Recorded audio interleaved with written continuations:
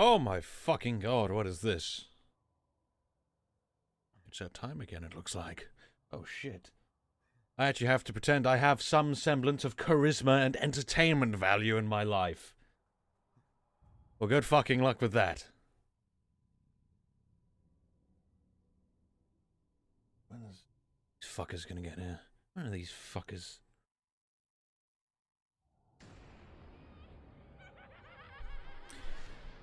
You hear that? You hear that? That's the heavens laughing at me for my ill-fated attempt to become funny streamer man. Might be a little bit quiet. Yeah. Much better! Now I can't hear myself speak, because why would I want to do that? Yeah, most curious things happening. Doesn't appear that there's an announcement going on in the bloody fucking Discord. What the fuck? Hello, everyone. I'm back from another hiatus. Why did I decide to break this hiatus by playing Call of Duty Nazi Zombies? I do not know. Quite frankly, I'm bored, and I like Nazi Zombies. So I figured, hey, why not fill the void of no content in my schedule by playing Nazi Zombies? Gives me a reason to talk to myself anyway. God knows I'm good at that. Do you know, there's no point in fucking knifing these cunts on this map, because, I mean, guess what? There's fucking nothing on this map. It's Nocto and Totems, the most basic as you can get. Who the fuck said that?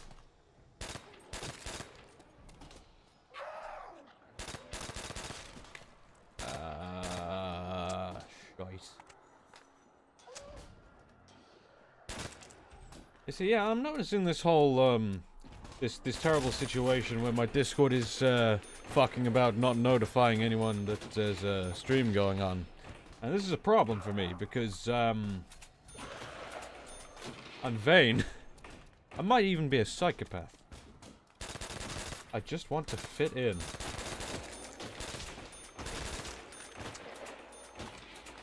Ah, do you know what? Fuck it. Who's the two of you in my stream right now? Who are you people? Identify yourselves. Tell me who you are. Please, at least introduce yourself. My mother, she told me never to talk to strangers.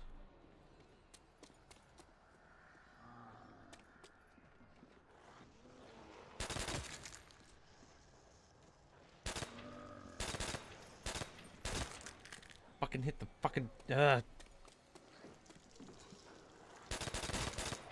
But you know, this will be good for an experiment, you know, whatever. Let's see how good I can do in terms of, do you know what? Is it John Video Games and Hi? Well, those are all very interesting names, but I'm afraid you're all nonsense, and I hate you. And you're not real, you're in my head. I'm just kidding. Again, as per every every stream I've had to do these past few months, I have to, explain why I'm streaming in 480p. That's because my internet is garbage, and I can't exactly stream at any higher resolution, otherwise, well, you'll have to watch me play in, like, 10 frames per second, and that's not fun. I mean, it's hard, it's not fun as it is watching my videos. But watching them at 10 frames per second would drive you fucking mad. Oh, fuck. What the fuck?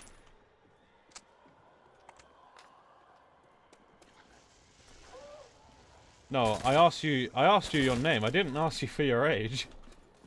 It's not what I'm asking, little boy. I mean, according to some people, that's how it works. You exchange names and suddenly, you're not strangers anymore.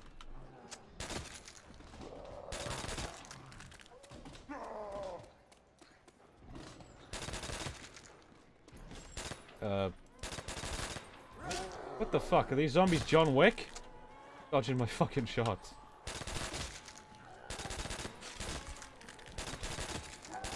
There's some behind me, isn't there? Oh. God damn it. I hope there was someone behind me, because then it would be really scary and I could have...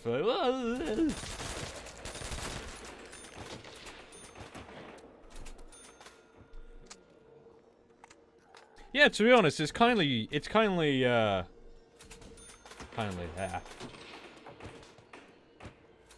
of fitting, you know? What I'm missing from this, don't start with the Wii game. I'm just saying, with this being a 2008 game, and the video already being in such low resolution, I might as well just stick a Bandicam watermark at the top of the screen.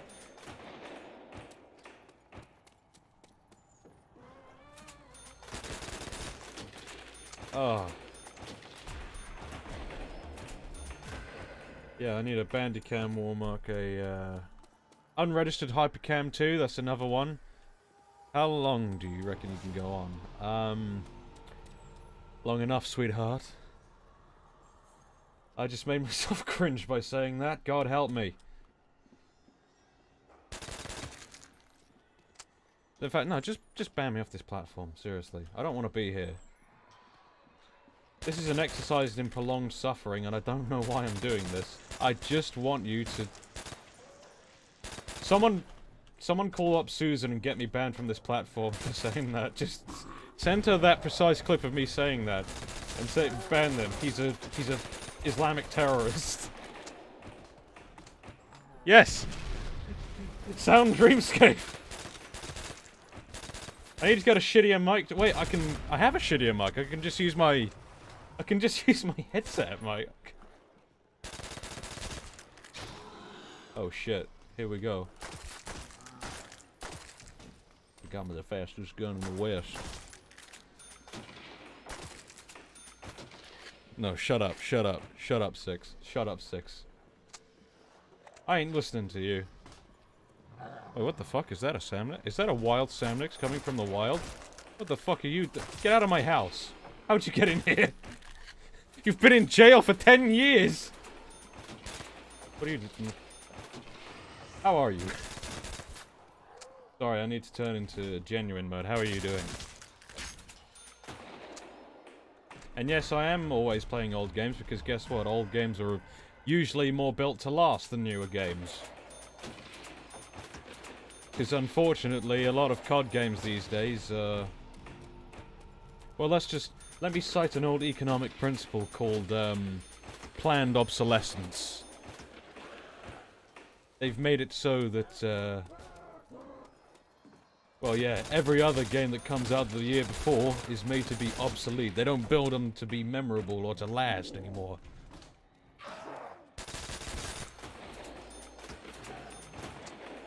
I mean, I don't know if that's really the case. Digital goods don't really wither like physical goods. Can't really compare World at War to a light bulb. I can try.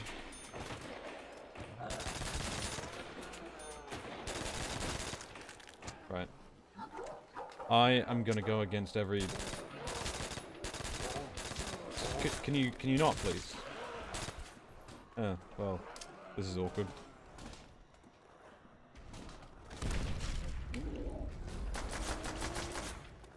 Oh, this is... Okay, I expected to have a bit more ammo than I do right now. I'm gonna go upstairs. Like I said, I'm gonna break every rule of... playing Nocturne and Totem because I'm unlocking upstairs for... What the fuck?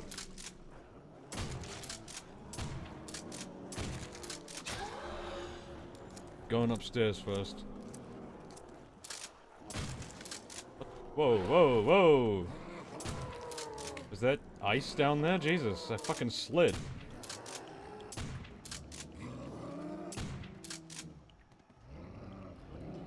Don't talk to me about my field of vision. I just don't care.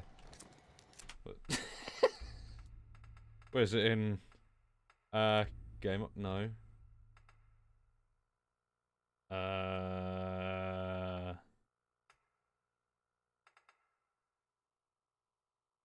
Do you know what? I bet it's in the...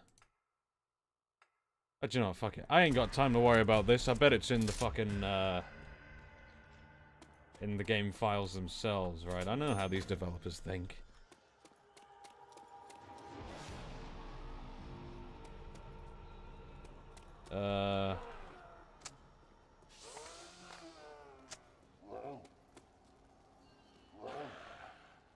Someone should make a compilation. I can speak about as well as Joe Biden. Someone should make a compilation of me saying,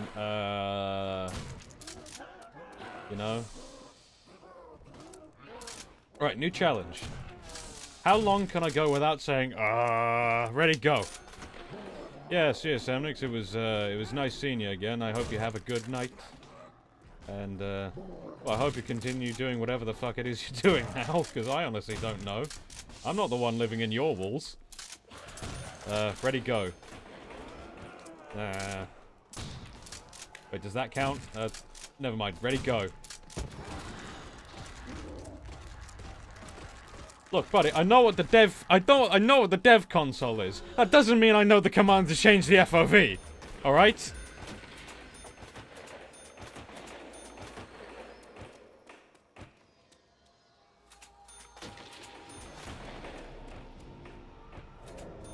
I know what I have to do now. I have to speak with more confidence. I have to speak more emphatically, with more precision in every word. Even if I have to pause every now and then.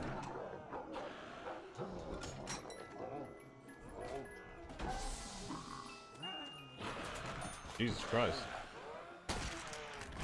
It's not exactly what I was hoping for, but it will do.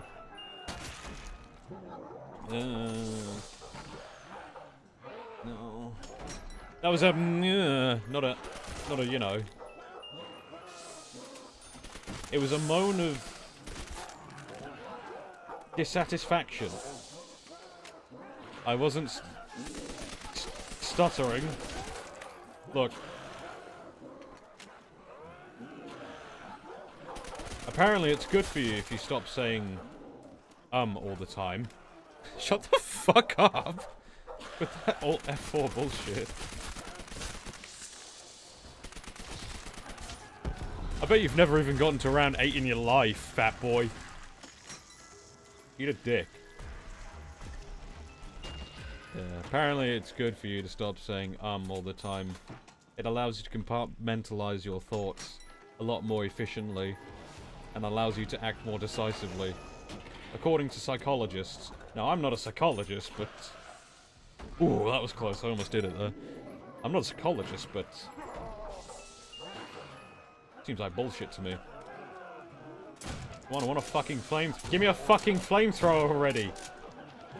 That's the problem with this game. Whenever you want to get a better weapon, it always gives you a flamethrower, but whenever you try to get a flamethrower, it's like, nah mate, here's a fucking MG42, whatever. I like the MG42, but it's only good for camping. I mean, this is a Browning. Either way, same difference. Although it is fun to do this.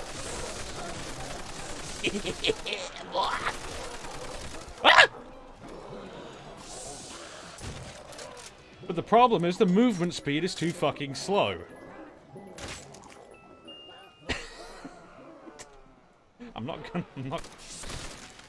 I'd still rather have a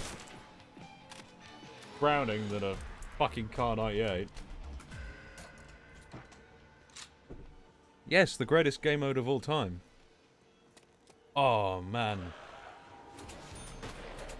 I remember the hype when Black Ops 2 was coming out. Holy shit.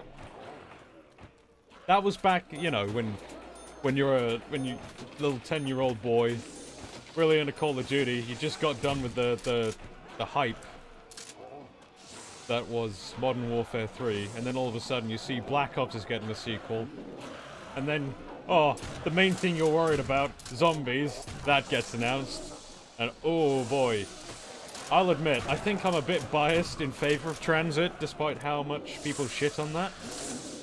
Because I spent so long playing it. And because I went into that game just overwhelmed with hype and youthful vigor.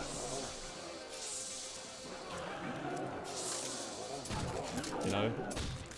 Transit does get too much of a bad rap in my opinion. And that might be sacrilege. To some of you purists here. Oh, the Easter egg, shit. Well, guess what? I don't fucking play the Easter eggs, alright? I play these things to have fun, okay? I don't want to have to learn how to decipher the Enigma code just to solve a simple fucking... like, Rubik's Cube.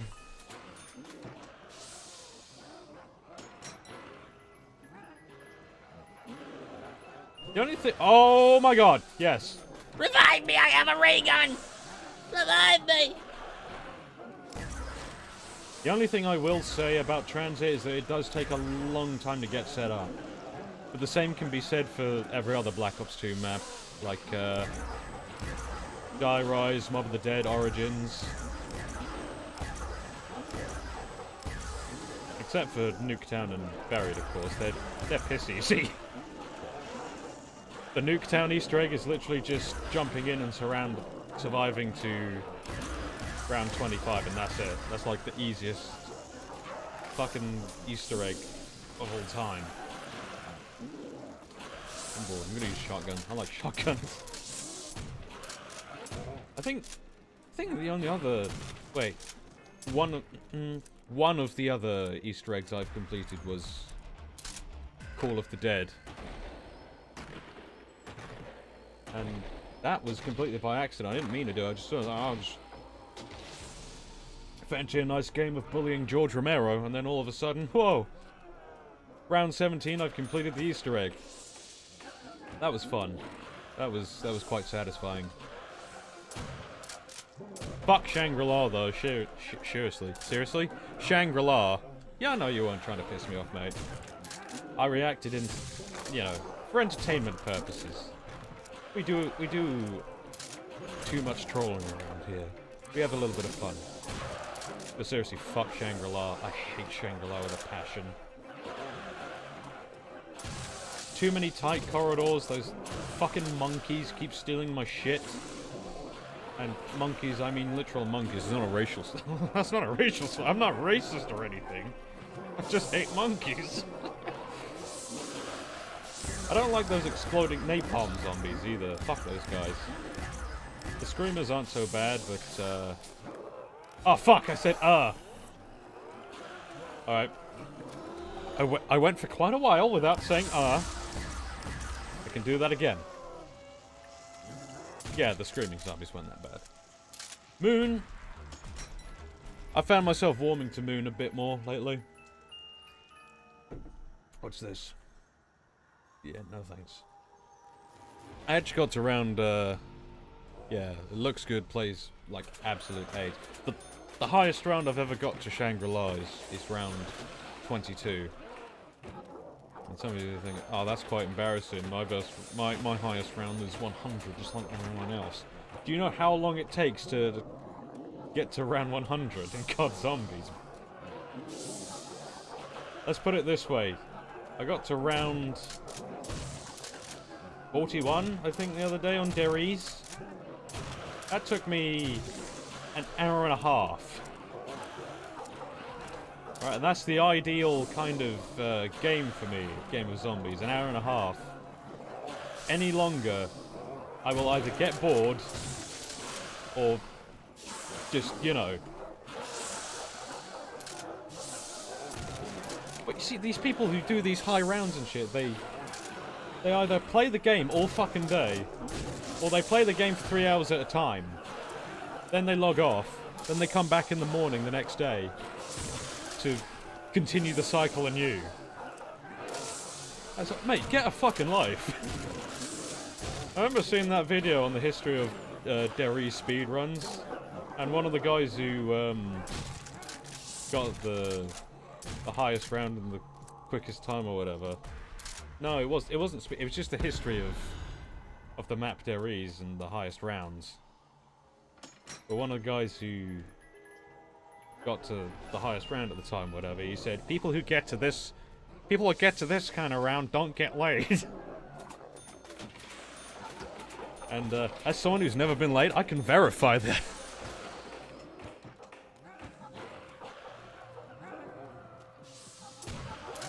Oh no. My trench gun is losing its potency. I'm going in... No! I'm shooting blanks! Please, for the love of God, just give me a fucking flamethrower. Actually, do you know what? I have a ray gun. Why the fuck do I need the rest of you? Ooh!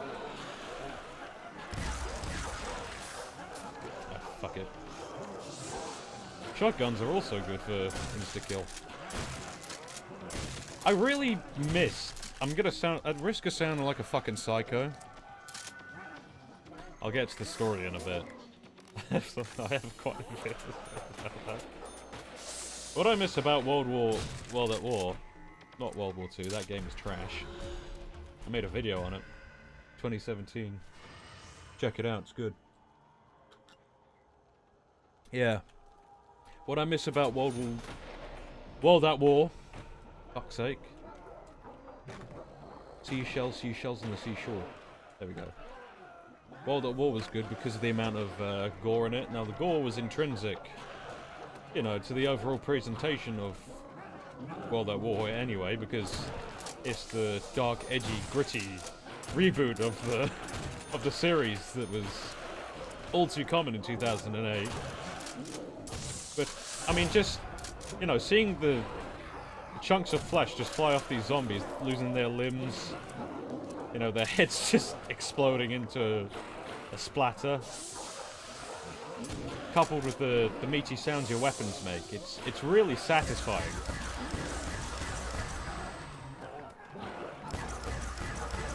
Although I think it was slightly better in Black Ops 1.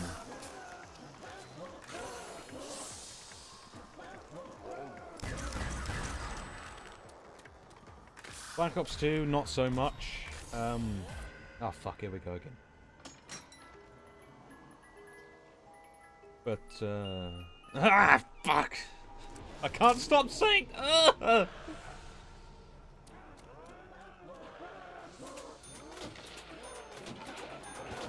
Collect my thoughts. Yeah, I think Black Ops 3 is probably my favorite, motherfucker. It's probably my favorite incarnation of zombies. I just appreciate, son of a bitch. I just appreciate, the leveling up system. I like the weapons customization. It certainly adds to the replayability. I think the maps were generally a lot more consistent in their design and quality. And, of course, you've got the original cast back, you know, great fucking characters. Tank fucking Dempsey, Edward Richtofen, Takeo Masaki, and Nikolai Belitsky. Or just, that's what's missing from, you know, Call of Duty Vanguard zombies. You know, where's Richtofen?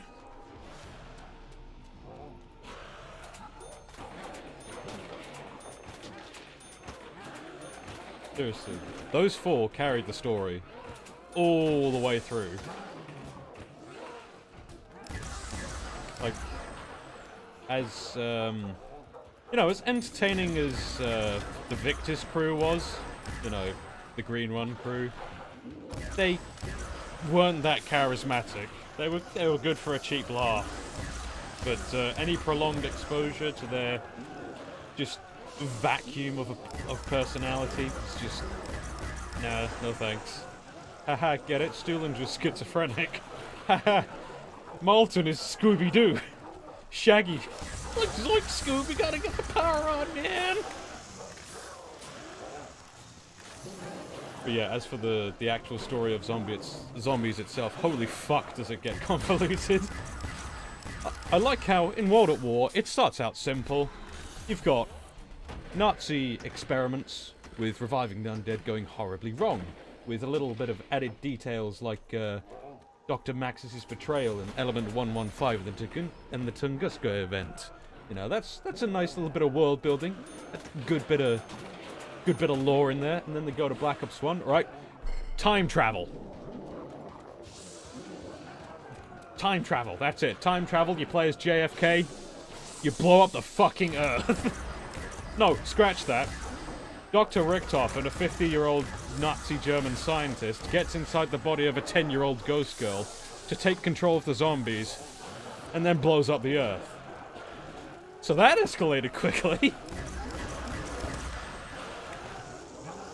I'm surprised there's not... No, I'm not gonna go there. That's fucked. I'm only thinking it because I know other people are thinking it as well, and that terrifies me.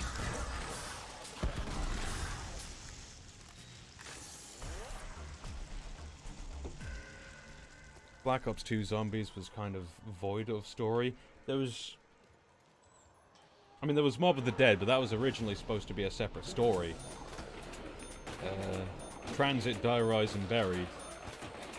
It was literally just, hey, I'm Richtofen, come work for me. No, hey, I'm Maxis, come work for me. Either way, it doesn't matter because we're gonna kill you at the end anyway. So... But then wham, Origins came out the fucking door at the last minute, and holy shit, what the fuck is going on? Black Ops 3, what? Cthulhu tentacle hentai bullshit, what the fuck? It's like, we got to Black Ops 3, and best I can tell, the developers were just spending, you know, the previous year of dev time just smoking crack and watching tentacle. Oh fuck. Tentacle hentai killed me, ladies and gentlemen. God damn it. I got careless. Carelessness is what killed me. You know what? This isn't the end. I'm gonna continue playing this game, but I'm not gonna do Knockdown Toten just to keep things, you know, fucking whatever. Just keep them fucking fresh. Gonna go Verrucht. That's a classic map. Might as well go through all 4 of the maps tonight. How have they not run out of ideas for these games? Well, the fact is, subject idea, they have. They have, that's why, you know, they rebooted the Modern Warfare continuity. And then they're... Oh shit, not this side of the fucking map. Oh, God. Hey, do you want to see me use the Springfield? Best weapon in the game. 2 headshots in round 1. Don't tell me what to do. I do what I want. What the fuck? Sweet. Oh my god, the sights are off-centered. Are you fucking having a laugh? Who designed this? I want their heads on a platter. Hell yeah!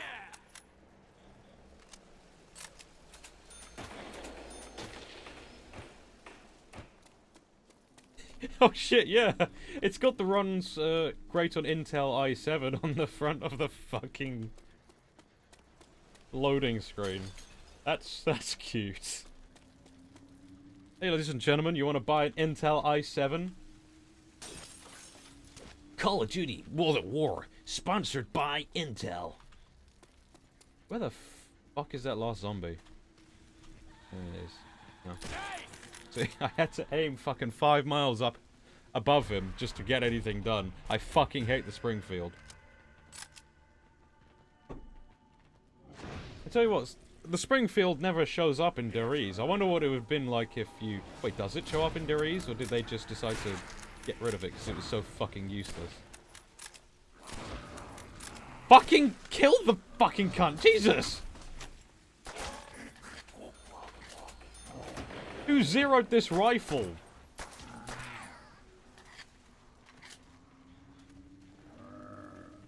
Fucking US Marines. Pulling up in black Ford Raptor trucks. Zombies landing. Off his head like a melon. Ram Ranch Verrucht is under siege, under lockdown.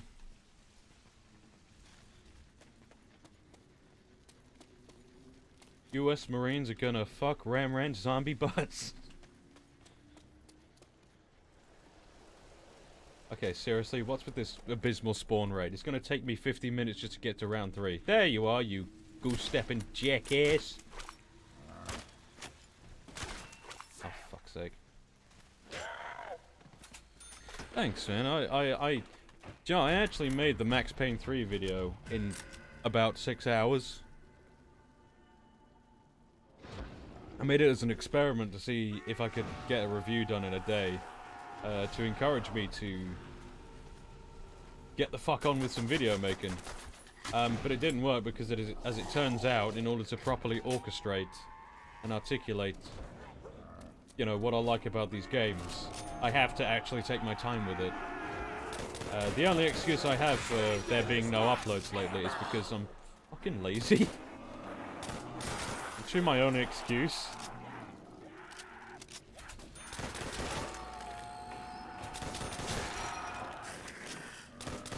I'm disappointed I'm not being screamed at for my strategies in this game, honestly. I thought there would have been more purists in the chat. I was hoping there was more purists in the chat. You need to up your fucking game. You need to start bullying me. You can't make this interesting unless you're bullying me.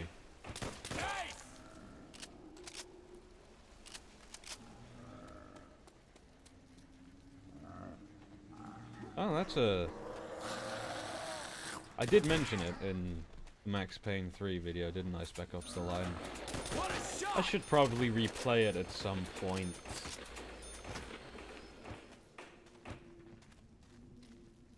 Thing is, the biggest merit, probably only merit, is in its story. Otherwise, the gameplay itself... I remember the shooting being alright, but nothing to gawk at. You know, it was one of those experiences that were really propped up by its story.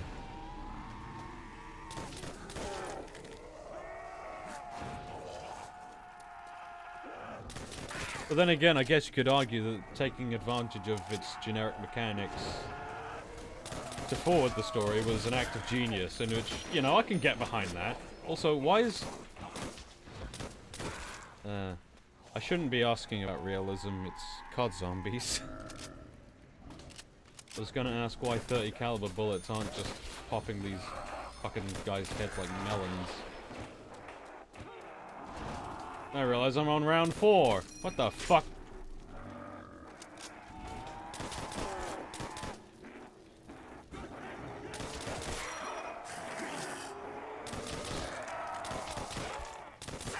Is it me, or does the carbine do more damage than the Garand at this round? This was weird. Hey, watch me do this. Ow. That didn't go as planned. I just embarrassed myself in front of the whole internet. I'll never recover from this. I've already done a video on Morrowind. It's on my alt account. Shut the fuck up! Shut the fuck up! Honestly, oh my god.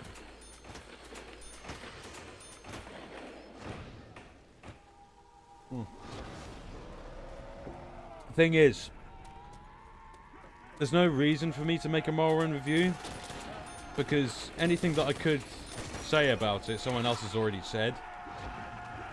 If I'm gonna review a game, I'd like to at least make it something that I have some semblance of a unique take on.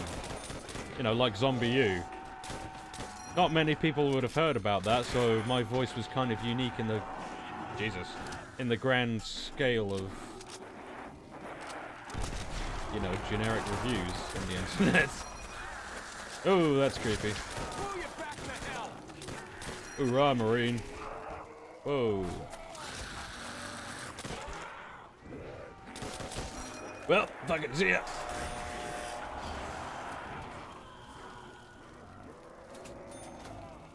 Yeah, that's true. The Nazis were doing some fucky experiments here.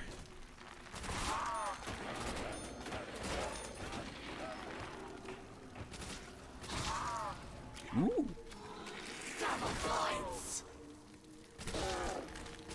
Let's be honest, the Thompson's a great gun.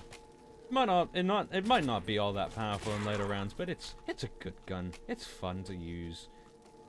It's got a good sound, good iron sights, good decent damage for the rounds. Oh fuck it. It was better in the multiplayer though.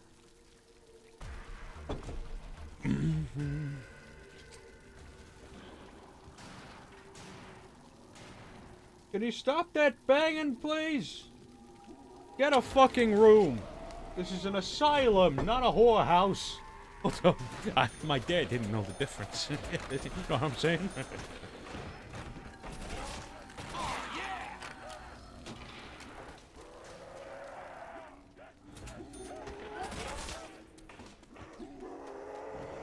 Oh, I just remembered. This is the map where they run really fucking fast, isn't it?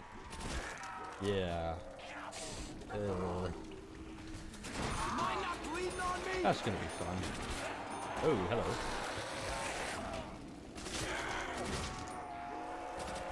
Sorry guys, we're fully booked.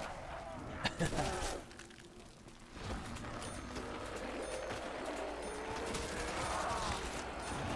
my god, another fucking nuke. What is this, fucking... Do I have access to the entire nuclear arsenal in Los Alamos?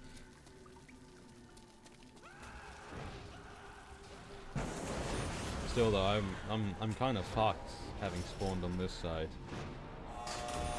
This is a bad side to spawn. I don't like it because it's fucking long, winding hallways. Ugh. Hey, boy. God, I kind of missed the flamethrower being in all the other Zombies titles. It's good to have a, you know, DPS weapon.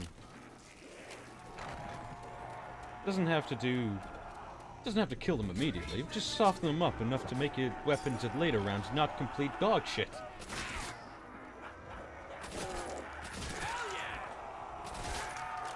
I don't think I have access to Battle Spire. Oh, hello.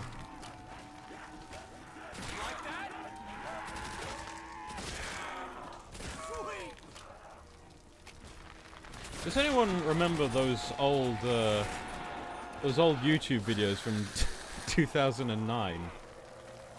You know, that were titled some shit like "COD Zombies in Real Life," and it was just literally a bunch of 10-year-olds running around the house with Nerf guns. They're saying, "Oh my god, we're in Call of Duty Zombies! We gotta get the Pack-a-Punch!" I'm nearly out. Oh man. Actually, yeah, you probably do, because I featured one of them in my fucking Zombie U review.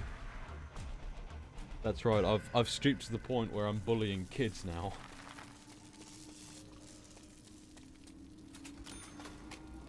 I might want to get some fucking speed. I am speed.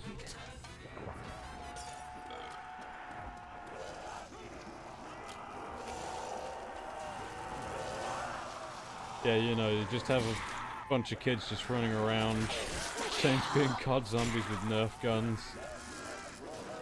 And then they just have like two or three of their friends, like, in really shoddy face paint. Like, I'd even go so far, just put them in blackface, you know? They're just zombies, put them in blackface. We're kids, we don't know the social implications of what we're doing. Yeah. 3 of their friends running around in blackface, shooting them with Nerf guns. Making up some dumb bullshit about how they got to turn the power on. It's just, you know, it's wholesome. Including the blackface. That's pretty wholesome as well. Don't quote me on that. Susan!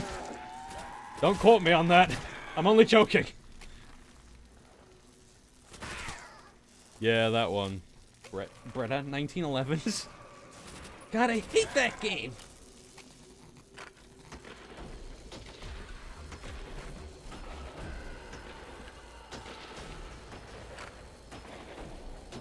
Sounds like someone's getting the best head in there.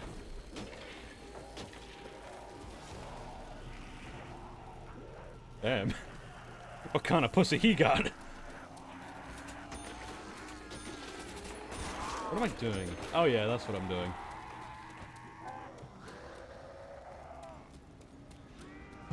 Sorry to everyone, I have Alzheimer's. I'm old and senile.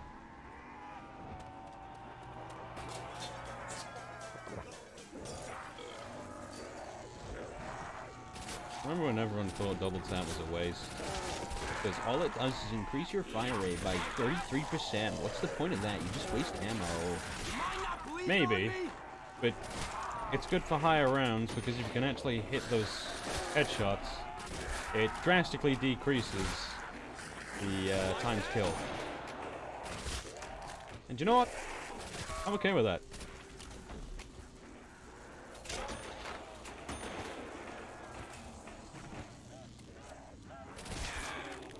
I understand why they did what they did to double tap. You know, starting from Black Ops 2, I think, they made it so double tap not only, you know, increased your fire rate by 33%, but they also made it so that the bullets, every one bullet you fire, it splits into two, essentially dealing double the damage if you're aiming down the sight and hit it at the same spot, which is fucking ridiculous. It essentially makes that perk just, like, completely necessary for the later rounds, especially in Black Ops 3. But instead of, you know, instead of making pack-a-punch weapons a bit more powerful and incentivizing players to go for that, nah, just add a perk that gives you double damage, you know. They're all just oh fuck. They're all just gonna go straight for that anyway. It turns into a meta. No, speed, cola, juggernog, double tap. That's pretty much what it was. The main 4 perks that got added first time round, that's all you'd really need. I'm still really pissed off about.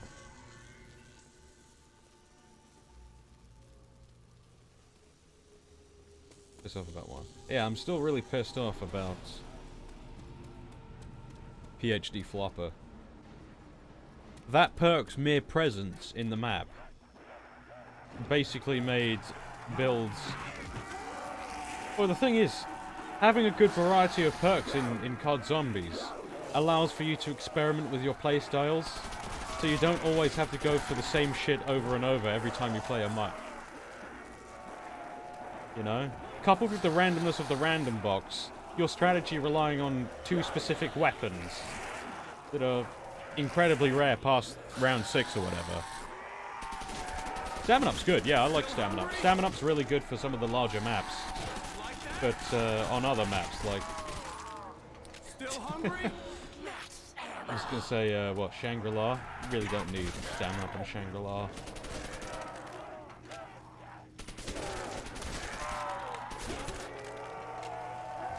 Ow.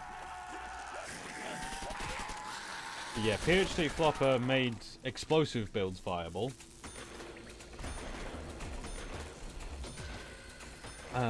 Stamina Up. You know, it's good if you want to get around click, and that's good for medic classes as well. Classes, what the fuck? This isn't Team Fortress 2. What the fuck am I talking about? Stamina Up is good for people who want to act as the team medic or whatever, you know, when everyone else has got their... Oh, I'm gonna go Juggernog and Speed Cola and PhD and Stamina Up. Well, I'm gonna go Stamina Up and Quick Revive, just in case your sorry ass gets down. Get back in the dirt. Man, I need people to play this game with. And not just like one, I need like a bunch of people.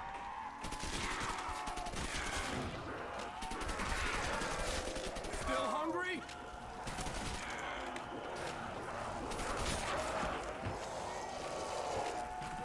I'm just saying, I like being in a support role in a game. I like being the medic. It's like in Battlefield, if I'm gonna be someone, I'm either gonna be the medic or I'm gonna be that fucker who keeps spawn killing you with the mortars in the back of the map. Double points. Providing suppressive fire for the rest of the team, because I'm a team player. The amount of kills I get don't matter. Our team's gotta win. We gotta win this war, gentlemen. Victory or defeat.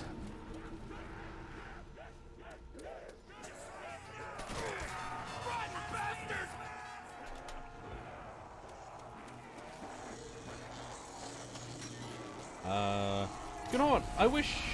I really... Oh, no, you fucker! No! No! Ah! Ah! Shotgun, shotgun, shotgun! Thank God for double tap. See, this is what I'm talking about. Double tap in this game validates weapons with semi-automatic and pump action and bolt action capabilities. That's all you really need it to do. It's a boost for certain playstyles. It doesn't need to be the be-all end-all. Otherwise, it just becomes overpowered. Oh my fucking God. Leave me the fuck alone, you German people. You picked on the wrong Marine. No, no, no. No, no, no, no. How do I do the Cleveland voice? Fuck.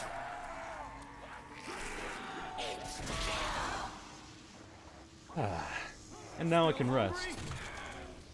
Wait, shit, yeah, I don't need to do anything else. I got a shotgun and a flamethrower. Maybe I should get quick revive just for shits and giggles, because it doesn't revive you on single player in this game. Oh, Deadshot Daiquiri, that's for losers. Why the fuck would you get Deadshot Daiquiri? It's a perk designed for console players. Just putting it out there. If you're on PC, you have no reason to use it. What else was there? Electric Cherry, that was good. Bit of a niche thing, but, you know, it served a purpose.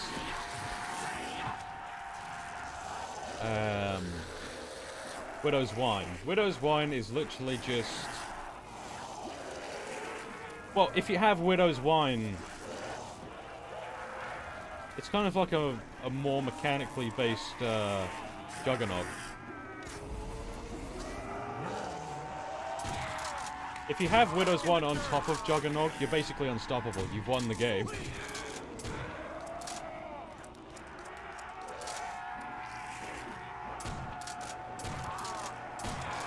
Yeah, this is what the local Germans look like. They've all... This is what it looks like when they've had too much to drink at fucking, you know, whatever the fucking thing's called in uni. Oktoberfest. This is what it looks like when they've had too much to drink at Oktoberfest.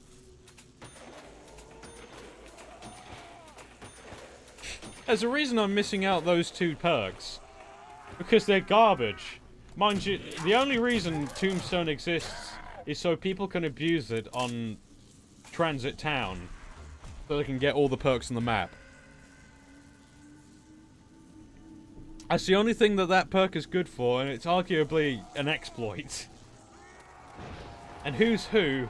Do I really even need to go on? The only map it shows up on is the map where it's the least useful. And its role is completely overshadowed by Quick Revive. Don't even try to convince me that they're the best perks, you fucker. Whoa, Jimmy, that's fucking not okay. I miss Nocta and Totem when they couldn't hit you unless they, like... Oh, shit. Ooh, slip between them like a butter. Come on, you fat fucker, just fucking run. Why can you only sprint for 3 fucking seconds? You're a US Marine, and your adrenal gland should be working in overdrive right now! That's double points, I don't really need to worry about that. Oh shit! Stay there. We do a little trolling every now and then. We do a little trolling. Oh fuck.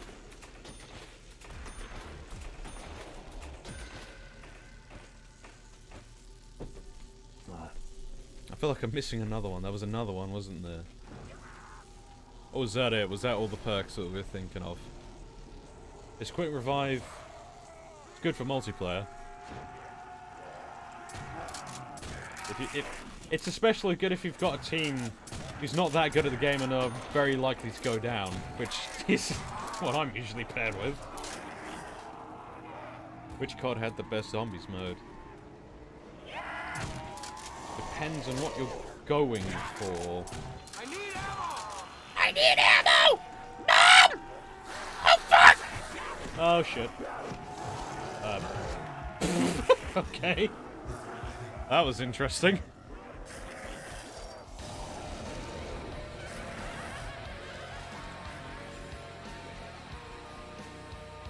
What is who's... Right. Yeah, Who's Who. That's the one. Basically, whenever you go down using Who's Who, it revives you as a astral projection of yourself in another part of the map. And then you've got to go back to where the, you know, where you went down and revive yourself. Now, anyone who's used Quick Revive in a single play will know how fucking ridiculously redundant that is. Compare that to a perk which just automatically gets you up within 5 seconds of you going down. I think they tried to balance it by making it so that if you went down with Who's Who, reviving yourself would give you back all your perks, but I'm really not sure. It's been ages since I played Die Rise.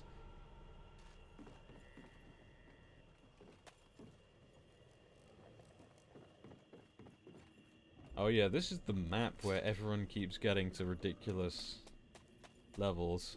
You know, like... around 10,496. My new world record.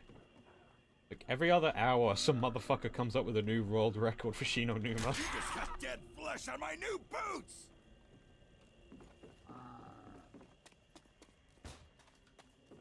Yeah, I mean, like, I don't disagree with that assessment. Tombstone is far better than Who's Who.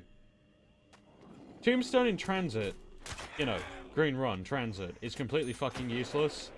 But in town, it's, you know, really good. The problem is it's too open to exploits, like everything else in Black Ops. Oh, shit! That fucking reminds me! I was a regular little troll back in Black Ops 2 Zombies era. Oh man, the good old days. Back whenever someone got a ray gun in the mystery box and I threw an EMP grenade at it. And they never got to feel that ray gun between their hands. Oh, good. Unlocking people out of the bus on transit. Fucking stab the cunt. So if you want to... I mean, the best part about Black Ops 2 is that there's an entire game mode based around two teams trying their best to fuck the other one over.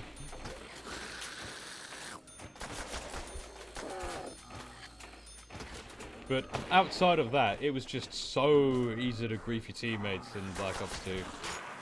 Especially no, not transit. Especially buried. Transit as well, too. Is it just me or is it raining blood around here? Like, you know, you could sabotage things by hiding the turbine parts in the middle of the... No, she didn't... What, Misty? No. No, absolutely not. Misty sucks. I mean, not in a good way, she's just a bland character. But no, she did not make me horny. I'm gonna need a clip. It's very difficult to get me horny. But I remember... Fuck! Vulturade! Yes, I was just gonna go on about Buried. Yeah, Vulturade, that was a good perk. I liked that perk. I don't have much to say about it, because... Oh, how could I fucking forget Mule Kick? Mule Kick is really good for... some people. You know? Well, I liked it on, Black Ops 3 The Giant. Because then you could have the Wunderwaffe, the ray gun, and, you know, whatever the wall shotgun was called, the KRM.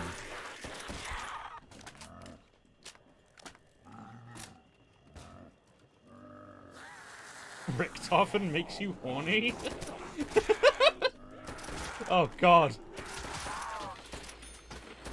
You must contain yourself. Yeah. I remember this one time, way back in the day, I got into a game with a bunch of Irish dudes. Unburied. And the first thing I got from the mystery box was the time bomb. Now, for those of you who are unaware, the time bomb, essentially when you place it, say for example you place it on round 3, which I did. If you place it on round 3 and then activate it at a later time, like, you know, round 30, for example. If you activate the time bomb at that point, you will go back in time, back to round 3, with the gear and stats that you had on you at round 3.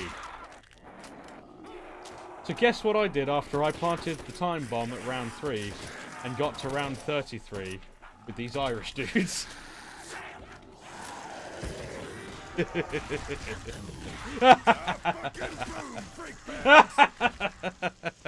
We did a little trolling here, laddie. Top of the morning to you, laddies. I'm gonna ruin your fucking day. Oh, that's one of my fondest memories, I shit you not. And then I remember I went down to the swimming center and did an hour of lane swimming after that. That was that was a good fucking day. I miss 2012. I so miss 2012. What a good fucking year. Just before political correctness and the current insane socio-political situation we found ourselves in. God, what a glorious times. Back when we all thought Skyrim was the best game ever. What a simple time it was. Just in 2012, banger games were coming out basically every other week. I mean, I don't like some of these games I'm about to list off, but I can certainly see merit in them, and I can see why people like them. So, like, Black Ops 2, Halo 4, Borderlands 2, what else was there? World of Tanks, I guess? Oh yeah, there was the 5th Warcraft expansion, Mr. Pandaria. Max Payne 3, yeah, that was a good one. Well yeah, I think those 5 games, I've kind of already proved my point. 2012 is full of good games.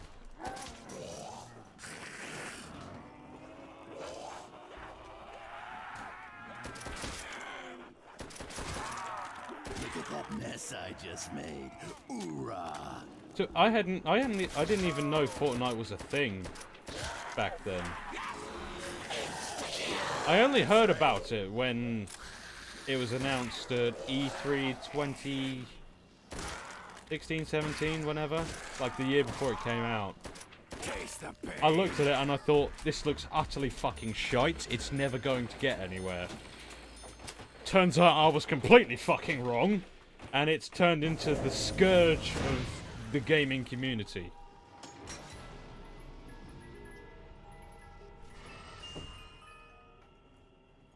Oh yeah, Spec Ops The Line. You're obsessed with Spec Ops The Line, isn't it? You're gonna take every opportunity to remind me of Spec Ops The Line. Fuck. 6-shooter. That's all I need. Man. Guys, going through all this nostalgia with me is making me, you know, want to make a fucking Little Dark Ages compilation. Gaming then versus gaming now. The stereo sounds strange.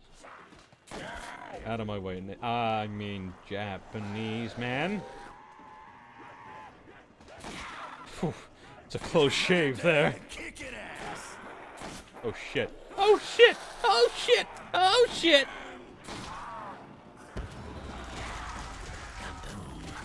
God fucking boom, freak bags!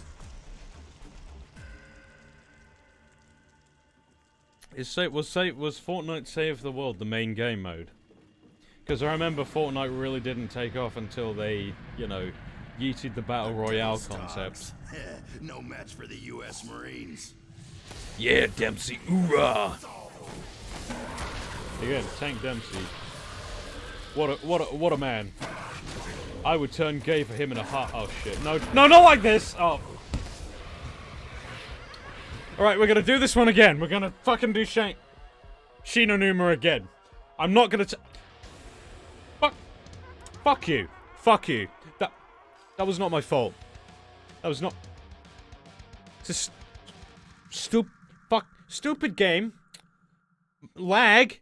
The demons from hell. My mom. My parent... Divorce. Severe and continuous lapse in my judge... Yeah, Assassin's Creed 3 came out in 2012. People were hyped for that, but I remember it turning out like... Oh. Well, this is kind of, you know, exists. The only Assassin's Creed game I've played is Black Flag, and ooh, that was good.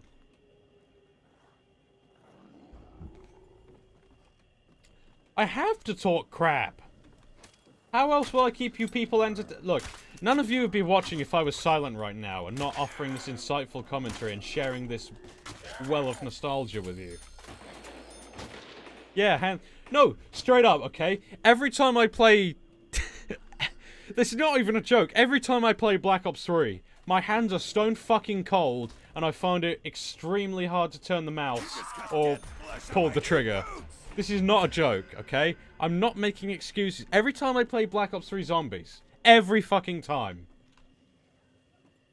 And you sitting there like, oh, it's just an excuse, just like lag. Well, guess what? Your mum's lagging. Fuck you. Oh, yeah. Walking Dead from Telltale Games. To be honest, I never really liked Telltale Games' Walking Dead. I replayed it recently, I think. Like, in the past year or so. And, I tried playing it in a manner that, you know, I would react to situations in a way that I would realistically react. So not like, oh, what's most morally correct? Or who do I like the most? And I'm like, okay, what's your value to the group? Should I sacrifice you to a horde of zombies? Or, should we help that random stranger who may or may not backstab us 3 chapters later? Nah, fucking shoot him. Ammo now. Hell yeah! Look, we only take in strangers who approach us and make their intentions known, alright? He ain't that good. That's my rule. Oh, hello. Jesus Christ, he fucking slapped me. How hard must the zombie slap be if they're able to kill you in 2 hits? Nobody's meat snack. They've got that backhand going. Also, how can this game be called Nazi Zombies if these guys are Japanese? Are these Japanese Nazis? What's going on here? Asian white supremacists? I don't fucking think so, Treyarch. What is this? This is more historically inaccurate than Vanguard. How can that be possible? I demand an explanation, Vandahar. Jason Blundell, right back to me, explaining I want a report on my desk tomorrow morning.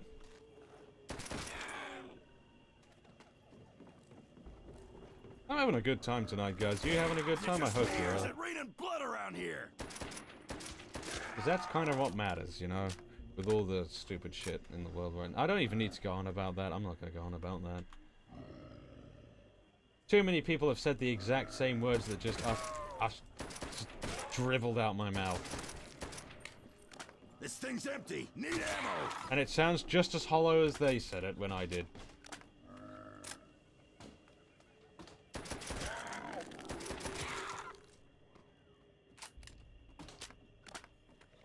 I know the map is in Japan. I'm making a commentary about how the game is called Nazi Zombies. Nazi Zombies. And how they've got a map where the enemies are Japanese. Okay. The setting of the map is irrelevant. Okay. Well, it's not irrelevant because it would be weird if there was Nazi zombies in this environment, but, you know, barring that. I'm just saying, it's called Nazi Zombies. There's Japanese people here. The Japanese generally... I don't know about you. I've read a few history books. The Japanese generally were not Nazis. They were just fucking insane.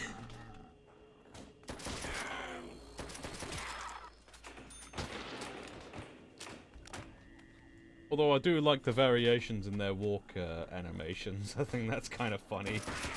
Like when they try to hit you, they just do fucking bullshit karate chops. They wouldn't get away with that if they tried to do that shit nowadays. Oh my god, this Asian zombie does a karate chop. That's cultural appropriation, it's racism. I want Jason Blundell's head on a pike. Shut the fuck up. Just shoot the zombies and have a good fucking time.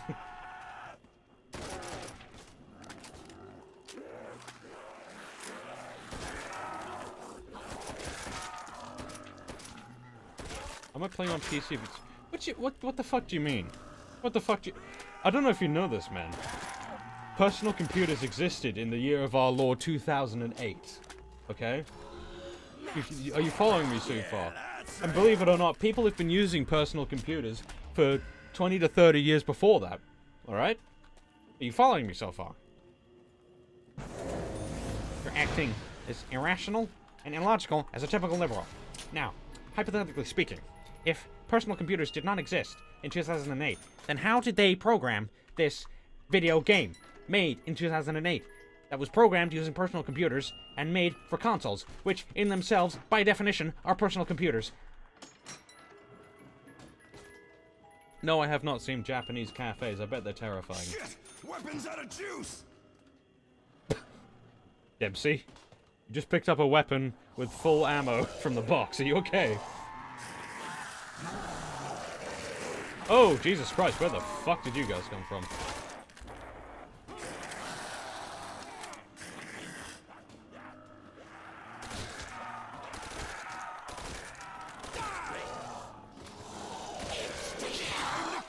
Man, wow.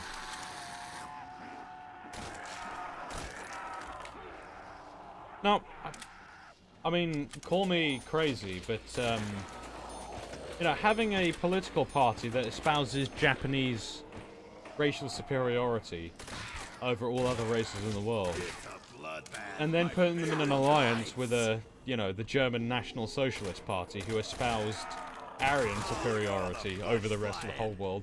Somehow, I don't think that would have worked out in the long run. I think they might have fucking hated each other. They may or may not have started shooting at each other, you know, if the dust settled in their favor. My skin color's better than yours. No, my skin color's better than yours. The fuck you say? Damn.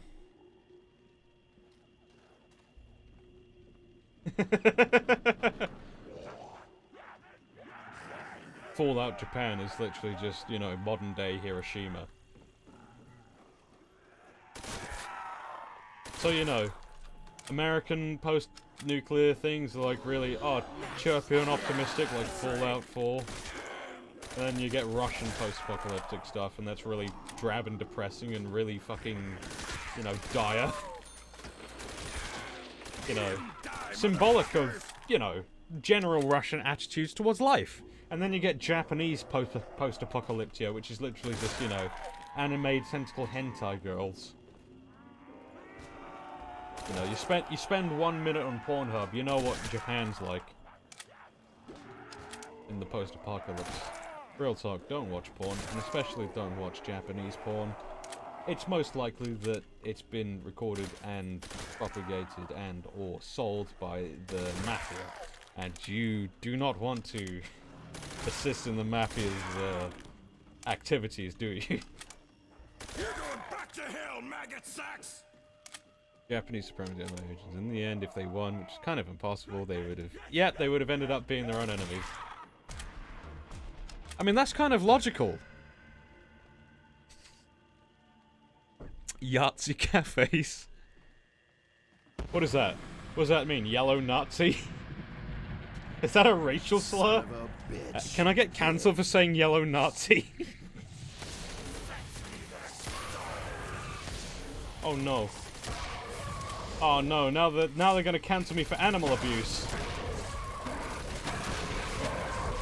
Dog owners be like, it's okay, he doesn't bite! Doesn't he?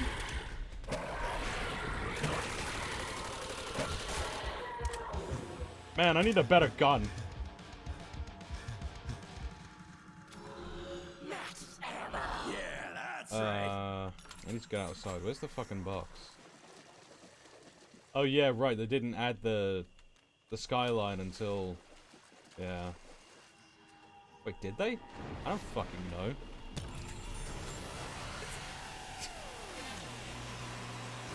Yeah, the Yakuza do cool stuff like they go to karaoke bars and sing, and they're really hunky and they've got really cool manly deep voices. No, I'm not gay. It's manly.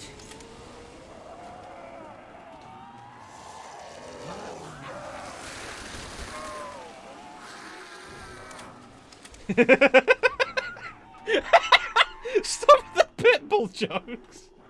That's not funny. That's...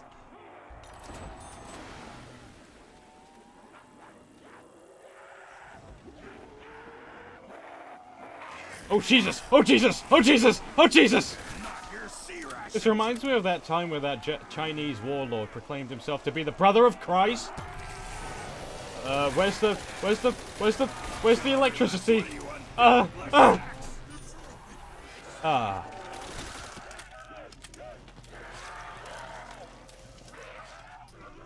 Don't say, wait.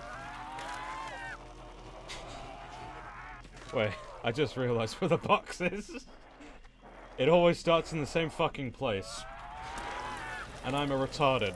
I mean, I'm a retard. I'm not helping myself tonight.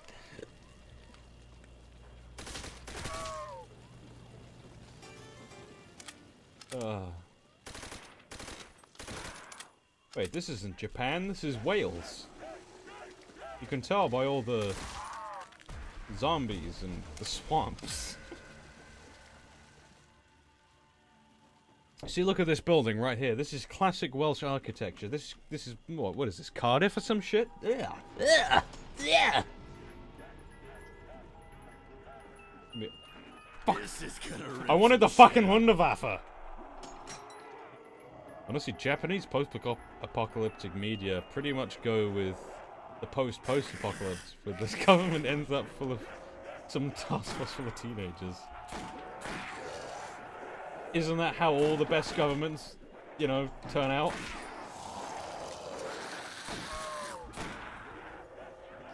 It all goes south once they form the lolly hentai niggers party. And no, that was not a racial slur. I used the N-word with a Z. I also do not condone. No, whatever. I don't. It doesn't need to be said that I don't. Do I need to put a disclaimer that, you know, don't be an asshole. Don't use that word like an asshole. Just if you want to make a joke with it, go ahead. Sure. Just don't go ranting in the streets with it. I'm gonna rip some shit up with this. Insta-kill. See, I can do a Dempsey as well. Are you okay? Die, die! Take that, freak bag!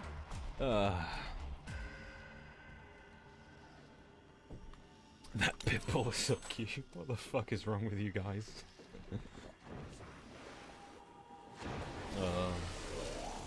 Sorry, what did you say, liberal? That's what I thought. It's your Second Amendment rights, bitch. Fuck! Get your hands off me, bag brain! Wunderwaffe. That's the way I like my zombies! Fragged on the floor! Yeah, it's funny as long as it's a joke, because, yeah. You know, I consider myself a moderate centrist, you know? I say, well, it depends on the intent and the context of, you know, the word. Like, did they use it as an insult? Are they using it specifically to piss someone off? Or harass them? Me? No. The only people I'm harassinating are you people, you quote-unquote people, you Yahtzees, you yellow fucking Nazis. I bet you like Shangri-La. All of you.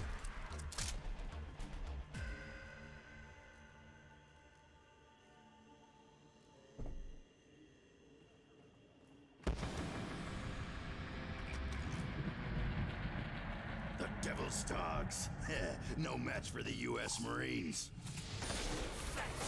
Hey, I'm not a fencer. I'm a philosopher. I'm an intelligent atheist. I'm a fedora-tipping motherfucker. I'm a gentleman from the 1950s. You cannot compete. Yeah, that's right. This turnout's a lot better than I expected, especially considering that the Discord link doesn't work, so...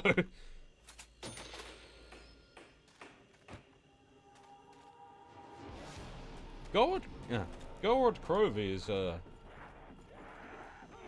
you know what I remember? Gorod Crovey is one of those maps that I remember very vividly because it's that map that I played over and over again. You know, in the middle of the night when I was supposed to be getting ready to go to school, when I was 15, 16 maybe. And I'd end up playing it until like 5 o'clock in the morning. And I'd have to wake up by 7 o'clock to get into school by 8, so I'd only get 2 hours sleep. But it was all worth it because you know, because every time I'd always get that, just that little bit closer to round 50.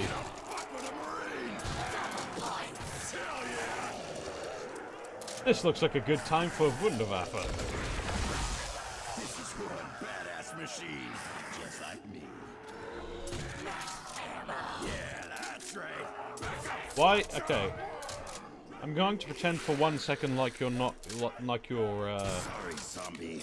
you know, like you're not wrong, Mr. Bozo F. Jabroni, and you are going to explain to me why Shangri-La is a highly underrated map. I'm going to assume for 1 second that you are not incorrect, and allow you to explain yourself. Why is Shangri-La underrated in your opinion?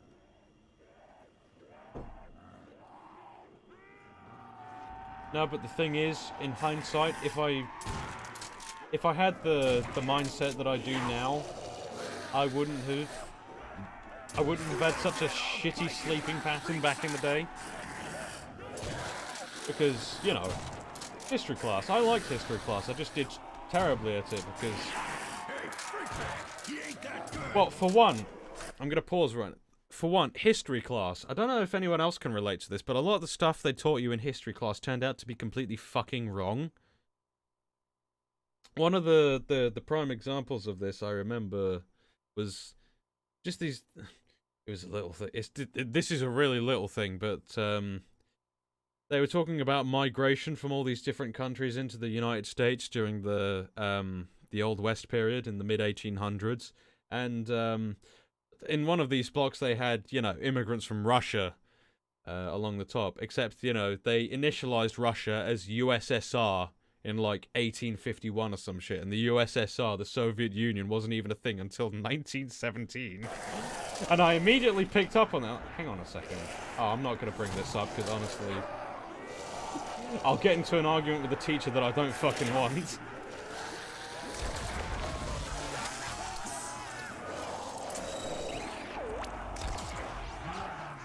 But seriously, I've heard quite a lot of rumours that there's a lot of things that history teachers put you through in their classes that turns out to be completely and utterly fucking wrong. Look at that, it says Die Glocke. The bell.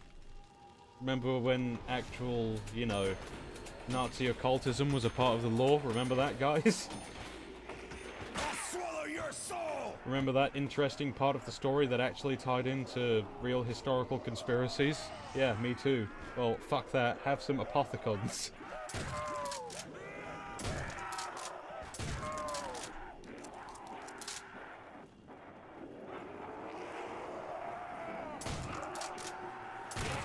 Oh, man.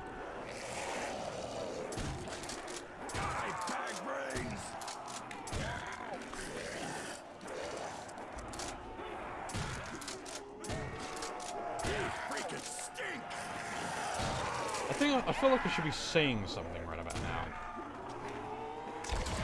Oh yeah, I definitely would have done a lot better in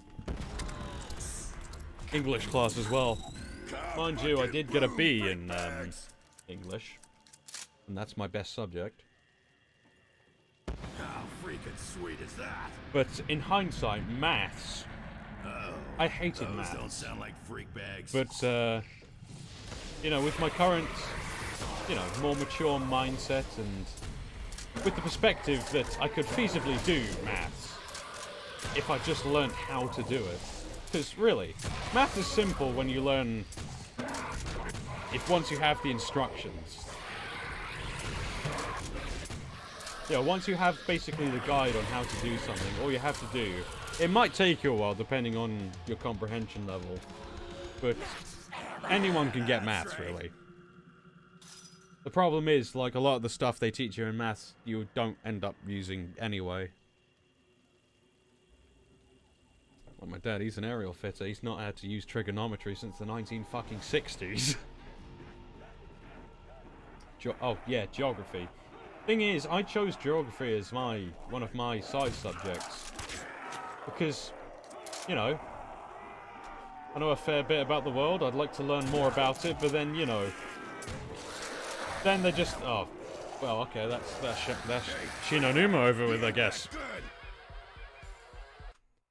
But yeah, geography. They just fucking went on and on about, oh yeah, what was it? Erosion, or Eurasian, or Eurasian, or no, Eurasian, or what the fuck ever they went on about. I remember like footpath erosion as well. That's the only thing I can remember. We went through a hike in the woods to talk about footpath erosion. I was thinking, oh my fucking god, who the fuck cares?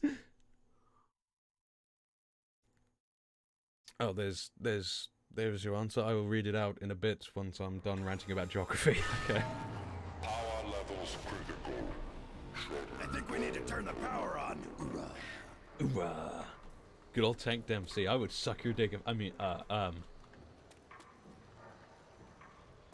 There was a lot of talk about these two cities in geography as well. One of them was Mumbai in India, how shitty that was, and all the shanty towns and everything.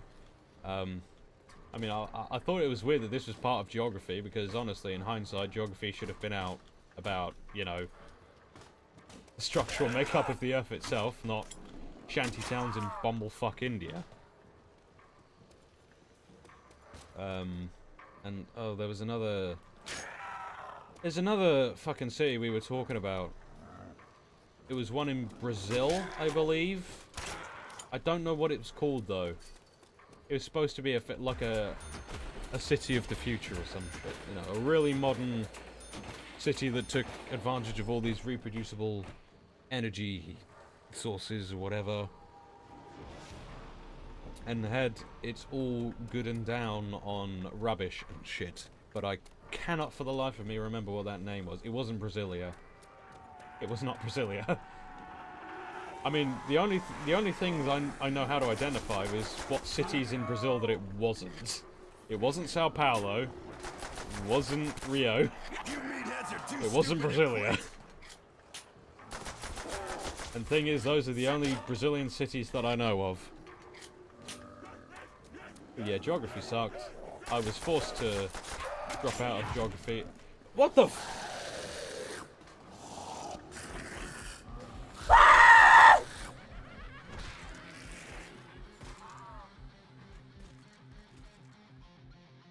I'm not bad at this game. This game just fucking hates me. Look, guys, you have to understand, my hands were cold. I was lagging. I have to keep quiet because my mom's upstairs. Why don't someone go turn the power on? Right, yeah, I need to focus more on the game instead of shit-talking my school career. Fact is, school sucks. And I should have paid more attention, but I didn't. Out of your depth, slackjaw.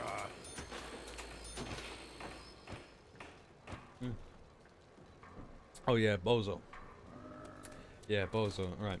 In comparison to the other maps from its game, anyone I can remember would rather be playing Kino or Moon. Setting Rise, Shangri-La set to top them all, and also had... outside of setting and the Wonder Weapon, which you could argue is separate from the map itself. But, if it's exclusive to the map itself, I retract that statement.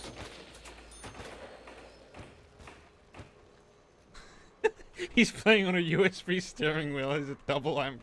Shut the fuck up. Sometimes I notice my playstyle in Call of Duty Zombies is like how a boomer would play these games, just really slow reactions, just painful fumbling movements, you know?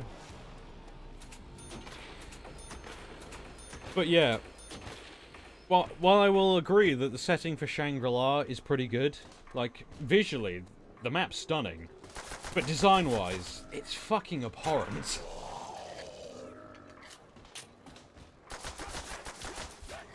Oh shit, oh shit, oh shit. Get out of my way! Get out of here with that fucking nasty bot shit. That's fucking weird. Fucking bots on YouTube are everywhere, man. Jesus Christ. But yeah, I don't like the design of Shangri-La because of how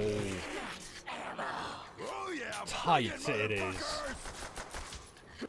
You walk down a hallway and there's barely any room to get around, you know. And the same goes for pretty much everywhere in the map. So you see in Deriz, you do have hallways, but they're wide enough for at least two people to get by. So if you're quick and you're smart, you can definitely sneak past the zombies if you're paying enough attention. But with Shangri-La, there's none of that. It's all tight and closed spaces. There's no good camping or training spots. The zombie spawns are they're placed everywhere. There's zombie spawns in literally every corner, so if you try to train around any of the side areas, then you're gonna get swarmed eventually, because... yeah.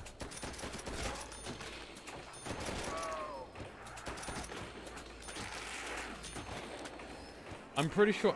I don't know if it was Brasilia or not. I don't know what the name of the city was. I swear I know it. It's on the tip of my tongue, but I can't... I might have to whip out Google Maps at some point. Fucking... oh, fucking die. Fucking goose-stepping...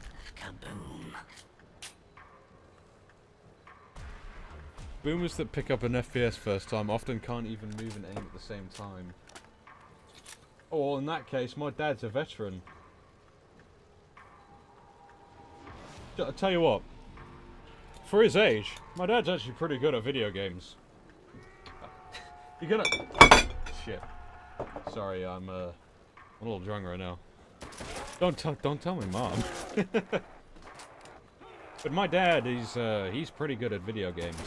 And, you're gonna laugh at this, but his favorite COD Zombies map is actually Buried. And, he was telling me the other day about how he got to, like, round 34 on Buried. Like, well, round 34 overall is pretty impressive, but it was on Buried, but, you know. Where'd you learn those skills, Dad? In the Navy and the Falklands?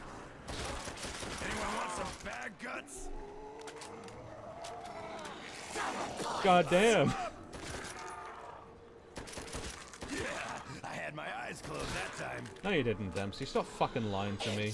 Who do you think you are? Boris Johnson? Jeremy Corbyn? Keir Starmer? Is that his fucking name? Who's leading the Labour Party now? I bet it's Amma Wanker or some shit.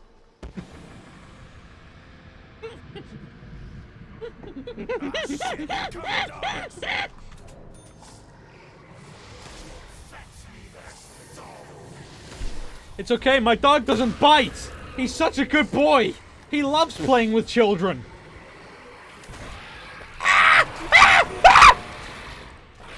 It's okay if I keep moving. If I keep moving, he won't hurt me. If I keep moving, he won't hurt me. If I keep moving, he won't hurt me. Okay. We got this, Bill. We got this. We got this, Bill. We got this, Bill! We don't got this, Bill! They keep spawning! We got this, Bill. I spat all over my monitor and over that incursion. Much appreciated. Yeah, but... why are British politicians terrible people with zero... Now, hey, take that back, okay? I might have shit-talked Boris earlier, but Boris... He's kind of funny.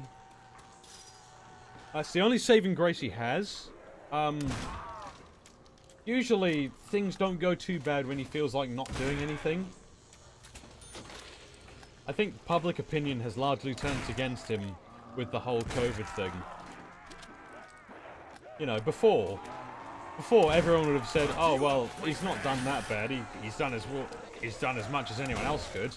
But now that the vaccine mandate bullshit is coming to a head, yeah, it's kind of changed our perspective a little bit. I'm not talking shit about Boris. I'm being fair and impartial, okay?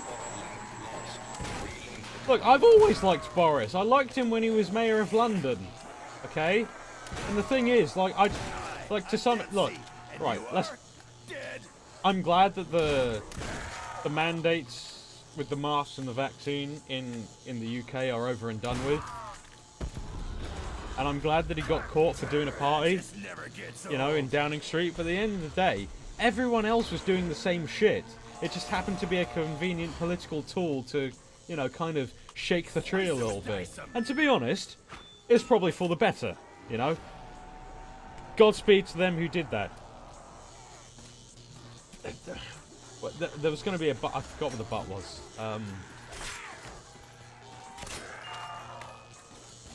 Monkey see, monkey go blow some shit up. I think largely, you know, the whole thing with the mandates or whatever was largely down to whatever they thought, you know, public opinion wanted.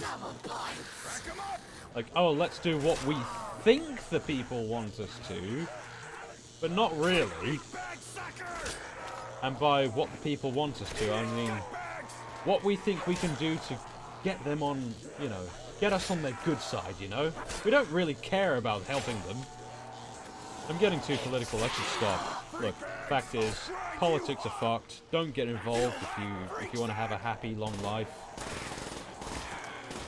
Hey, someone needs to clean up those freak bits. I mean, look, with the current state of affairs, I am really concerned about my immediate future, and even the future in the long term. Especially for, you know, the rest of the country and the rest of the world. All I can say in that regard is... Gotta link up this machine. Too bad there's yeah, they're all good. The thing is, every politician is like... They claim they represent us, you know, we their constituents, but they don't. They only represent themselves, and they only represent... you know,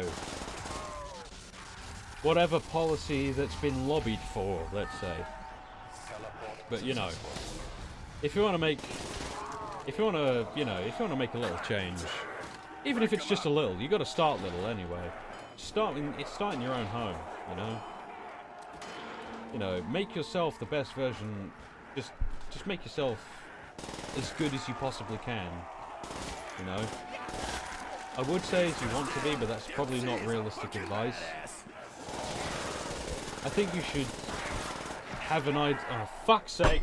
Stop giving political advice, Yoshi! You're supposed to be playing a fucking video game for fucking entertainment! Get your shit together! Right. Fact is... look after yourselves, is what I'm trying to say. Just look after yourself. Whatever. Let's continue to play fucking Deriz. I'm going to fucking get to a good round on Deriz if it kills me. Power levels critical. Power's out. Let's get turned back on. Hoorah. Hoorah. You're gonna have to get the power on. I cannot do Dempsey's voice without smoking 5 packs a day. Seriously. And I cannot do Richtofen. Seriously. My voice doesn't go that high. I need to run in more circles. I would run in more circles if I, you know... if I had better weapons to run in circles with.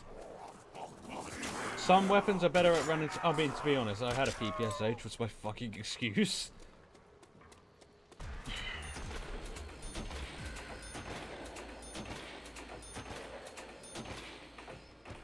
Somehow I got off of, you know, talking about how shit Shangri-La is to, Boris. I wish there was a viable third party that represents us all. PS, we're really poor this man. Look, dude, okay, I have an excuse. I'm drunk. I'm not thinking straight, if at all. Fuck you up, freak bag. That's all I have under my belt at this point. Excuses. Yes, I'm really shit at WAW Zombies. I'm pretty good at Black Ops 3 Zombies. But, yeah, that's probably not saying much, because it's ostensibly a lot easier than WAW Zombies. Gun juice is running low. But the way Parliament is...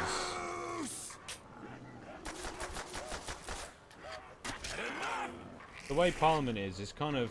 in its current form, it's designed to keep the main 2 big political parties in power. So, the Labour Party and the Conservative Party. Anyone else? Like, I remember, like, back in the 2015 election, UKIP, they got, like, something silly, like, 3 to 4 million votes. And they earned literally no seats in Parliament. And I don't necessarily agree with UKIP. But I think it's kind of sketchy that they gained that amount of votes and that nothing comes of it, you know?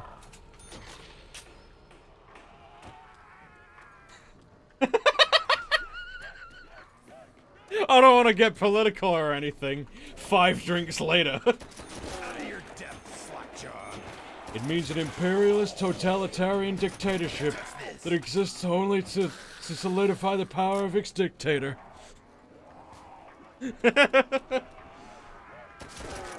Look, I'm not doing myself any favor by espousing my political views. I know that. But you fuckers keep prodding me to keep talking about it. I wonder if any of the 8 of you you know, watching this are lefties and disagree with me and think I'm a fucking evil person now. Or better yet, if some of you are on, you know, the other side of the spectrum, oh, you're not saying them as racial slurs, I'm gonna go to 4chan and turn this blank Yoshi guy, what a piece of shit. I'm just kidding, I don't care. Look after yourselves, that's all I want to say. Do I only stream when I'm drunk? No. It's just circumstantial. I swear to God, it's just circumstantial.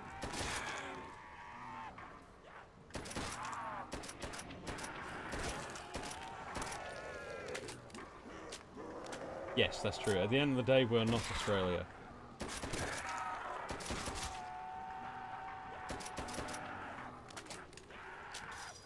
Anarcho-primitivism? Look, if you want an anarcho-primitivism experience, go play DayZ. No, it's not the way. Go play DayZ and you'll find out why going back to Le Monkey is a bad idea, okay? You're gonna be throwing away all that technological progress that we've made. Look, you have your opinions on social media. I think it's shit. But all the technological progress that humanity has made, that you have to have some pride in that.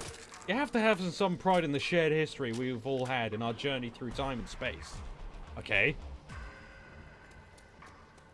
And then you go playing DayZ, and then you realize, oh shit, if humanity crumbled, When I find your oh, master, most I'm people are kicking gonna be his ass. assholes.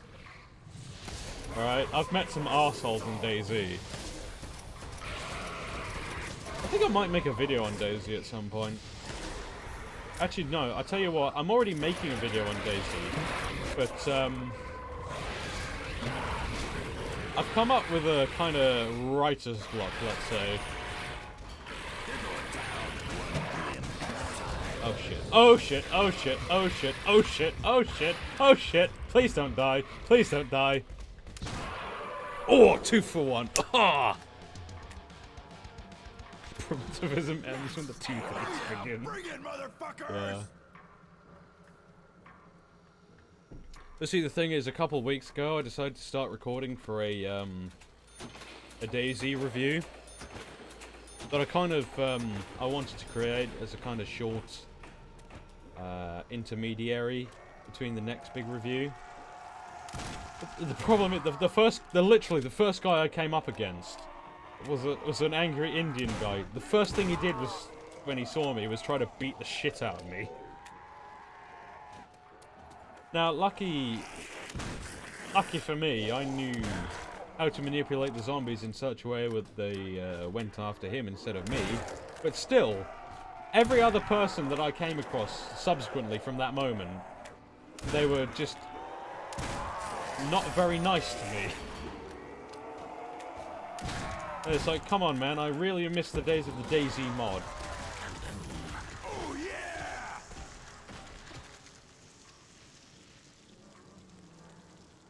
Oh yeah.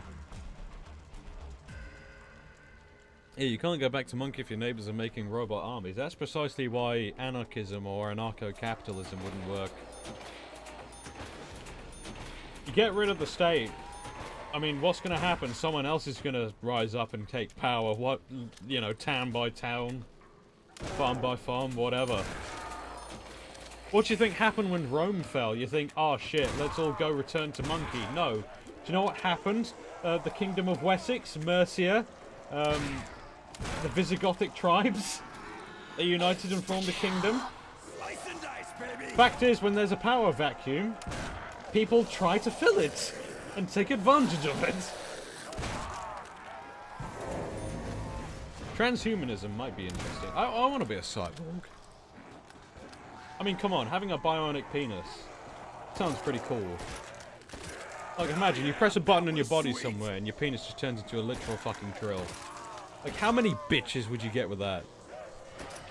Like, put that on your Tinder bio. Yeah, baby, I got a drill dick. Like, you would be drowning. You would be drowning in orgasmic fluids, my friend.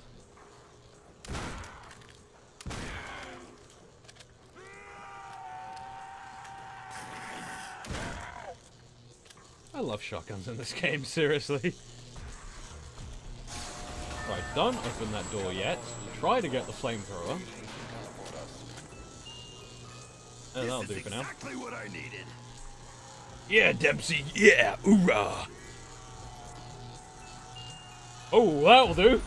Oh, I wait. feel like bullets better than this lightning shit, but it'll do. I just have to hope I don't get electrocuted by this fucking thing. Because yeah, the Wunderwaffe stops you regenerating health in this map for some fucking reason. It's stupid, but you know, whatever.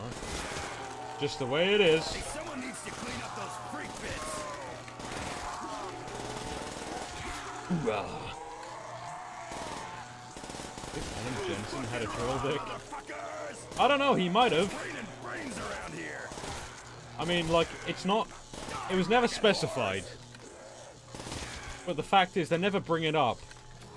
So... Hoorah, devil man. it's both canon and not canon. What game is this? This is Call of Duty Zombies. Literally one of my favorite games ever. I think World at War is definitely my favorite Call of Duty game. Overall. It's just the modding support and the base Zombies experience is unrivaled bar none. That's the way I roll. and campaign is excellent. Yeah, partner, I'm thirsty.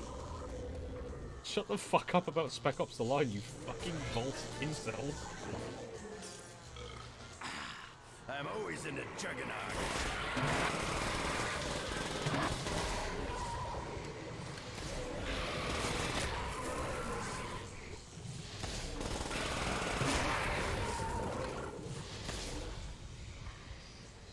Had a dick that shot like. He's got a Tesla dick! Oh man! Fucking motherfucker got a Tesla dick. Man, the PPSH is so fucking good. Motherfuckers!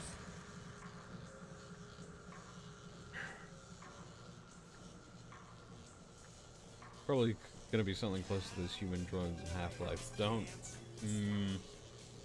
I hope not. Man, definitely not in the not in my lifetime. Oh fuck! Finest Hour. Oh man, you had to bring up Finest Hour. Seriously, that was my first fucking Call of Duty game. Wow, that brings me back. I remember playing through Finest Hour. I think it was so fucking hard. And I had to stop when I got to the first mission in the American campaign, which is like an escort mission for a tank or some shit. I can't really remember because I literally have not played it in 10 years. But good god. That brings me back. Big Red 1. Does anyone remember Call of Duty Big Red 1 as well? That was really good. Especially for a PS2 spin-off for actual Call of Duty 2.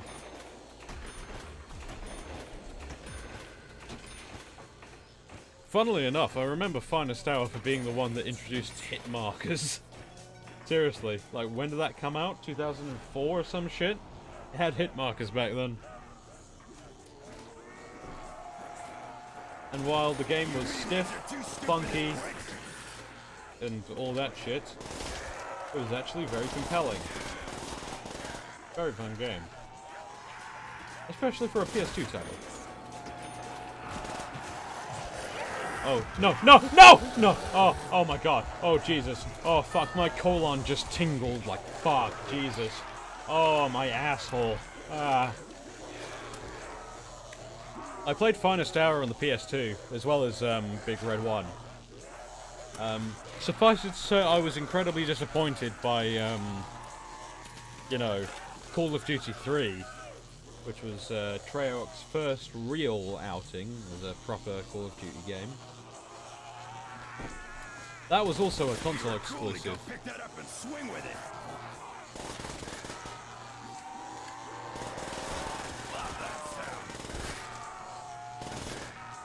Yeah, you're right about Spec Ops: The Line. It's not really a game that you can.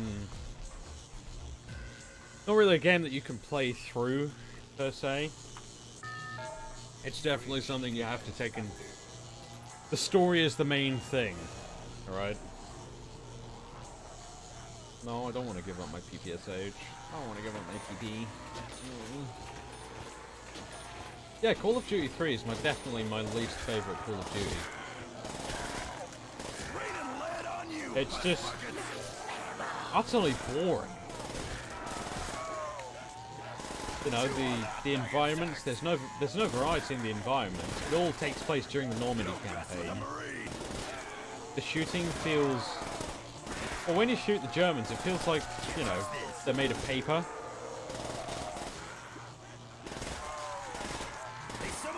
Wait, Finest Hour was in 60 frames per second on the Xbox? Really? Holy fuck! No, that can't be real. That can't be fucking real. If it was, I'm actually gonna have an aneurysm. I'm actually gonna search out a copy of it on eBay if that's the case. Because the one good thing about having an Xbox 360 in the modern day is being able to is that it's backwards compatible with the original Xbox. Oh, shit, here come the dogs.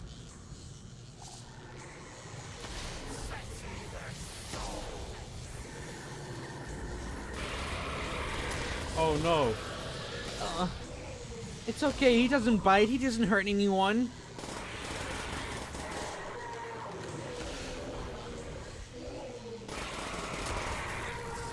Wow. That's impressive for the Xbox. I mean, I imagine that Finest Hour probably wasn't the most, you know, hardware-intensive game on the market, but... You know, that's still pretty impressive for a game made in 2003. On a console.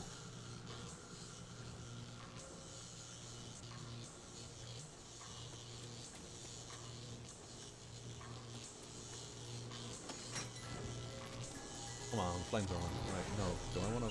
What do I want? I don't know what I want. Monkey, go blow some shit up. Yeah, Dempsey. But yeah, Call of Duty 3 sucked. The only part about Call of Duty 3 that I actually liked was the multiplayer. I have no idea why. It's just, you know, the map design, the fact that you could use vehicles to roam around the map. I do have a memory of playing Call of Duty 3 multiplayer, and you know, the entire German team was holed up in this little barn on whatever the fuck this map was. It was a French village by beside a river, and the entire German team, like 16 of them or whatever, were holed up in this this barn by the river. And whenever we took out one of them, one of their medics would just get up and revive the fucker. It's just like, for fuck's sake! This is bullshit! And we kept trying to figure out strategies on how to dislodge them from this bomb, but they just kept respawning each other. It was pissing me off. Oh, there was also this one map that mainly took place.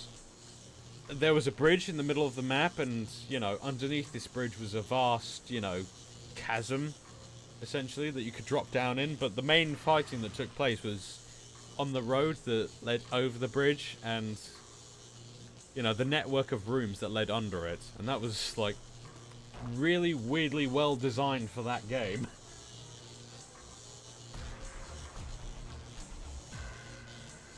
Yeah, instant snap aim, yeah, QTEs. Fucking ridiculous. I hate it. I never thought that Call of Duty World War II would be as bad as Call of Duty 3 with its quick time events. But lo and behold, I was fucking wrong, and somehow Call of Duty World War II is almost just as bad as that game. Almost. I don't know if any of you remember in that video I made about Call of Duty World War II, you know, like how toxic the fucking player base was in the multiplayer.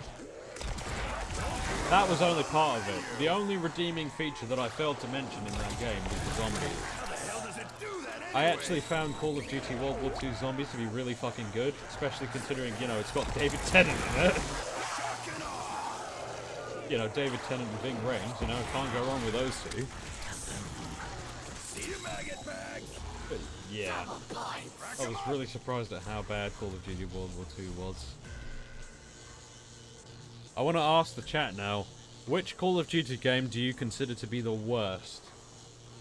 You know? Is it 3?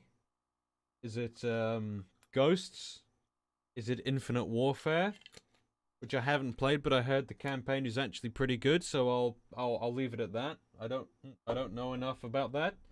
Is it Black Ops 4? Or dare I say, is it Vanguard? Because of what I've seen of Vanguard, I know there's plenty to dislike from it.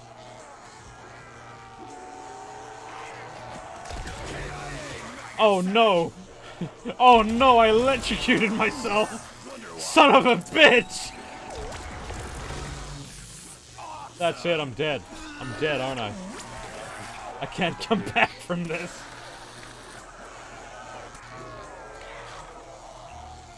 Ah.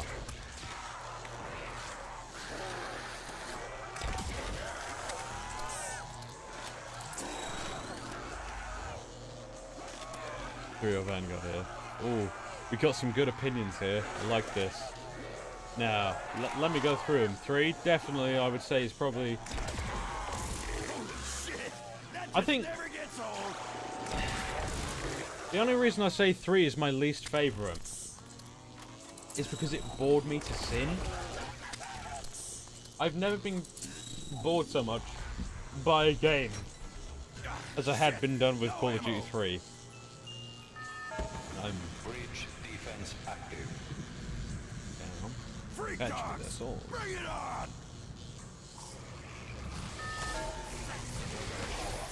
Yes. Yes. Ghosts had Extinction, which is really good. Seriously, a lot of people don't remember Extinction. But seriously, that was really good. Like, for once, they decided, hey, let's not try to copy WAW Zombies, but instead create our own game mode with its own set of rules and its own balance. And do you know what? It fucking worked. Extinction was great. You know, the design of the enemies was brilliant.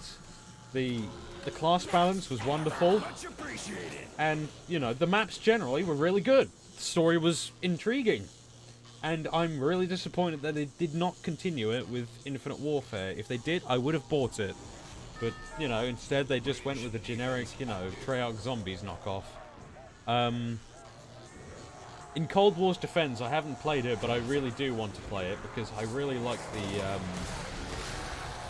aesthetic they went for. I liked the aesthetic the moment, you know, the reveal trailer popped up. You know? Oh, son of a bitch, what the fuck? What the fuck is this bullshit?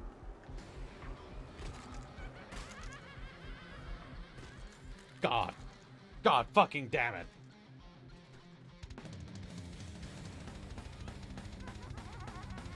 I have no good excuse for that one, honestly. I'm not really in a good place to be doing some professional strategies right now.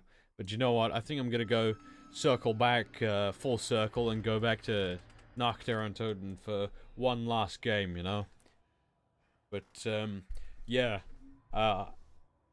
Ghost was alright, if solely for Extinction. Cold War, I've yet to see what the Zombies is like. I've heard mixed opinions about it. I've heard some people think it's really good.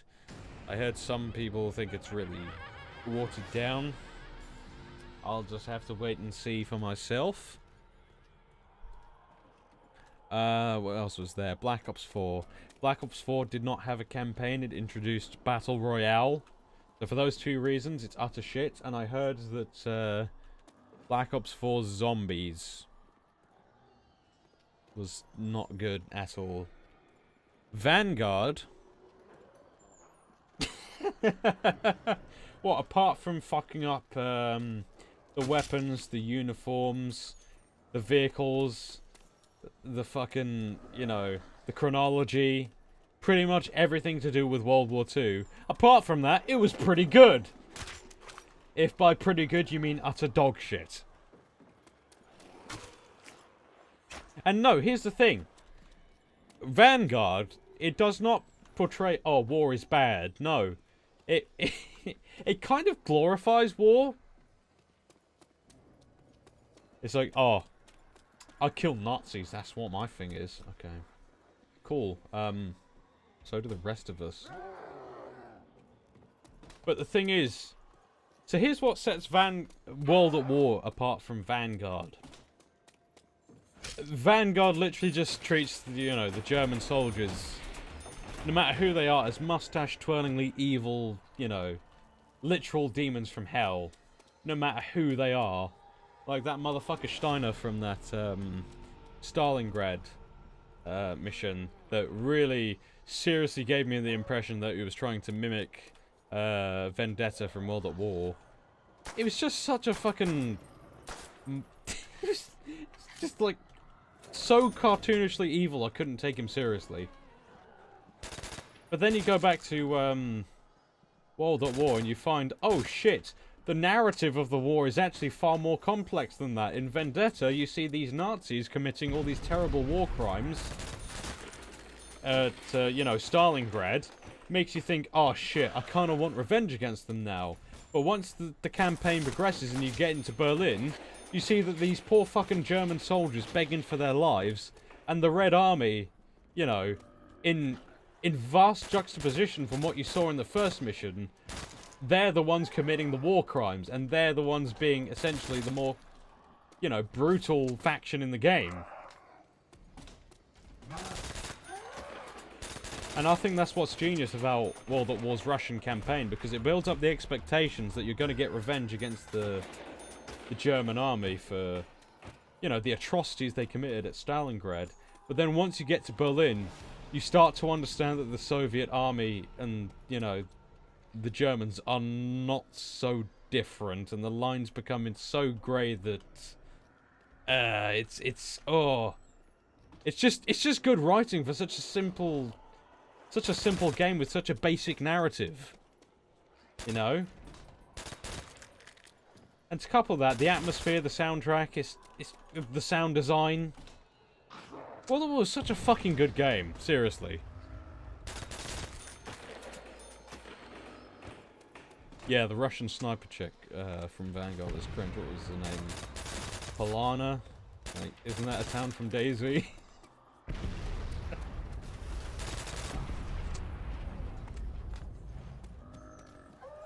It's like that scene at the end of the game where you decide, oh, should I execute this, you know, SS officer who's trying to create the Fourth Reich or not? Doesn't really matter, because cringy fucking Sonic OC self-insert Mary Sue fanfic character Polina Petrova is just gonna throw a fucking cigarette on the poor fucker anyway. Like, well, okay. Are we the baddies by any chance?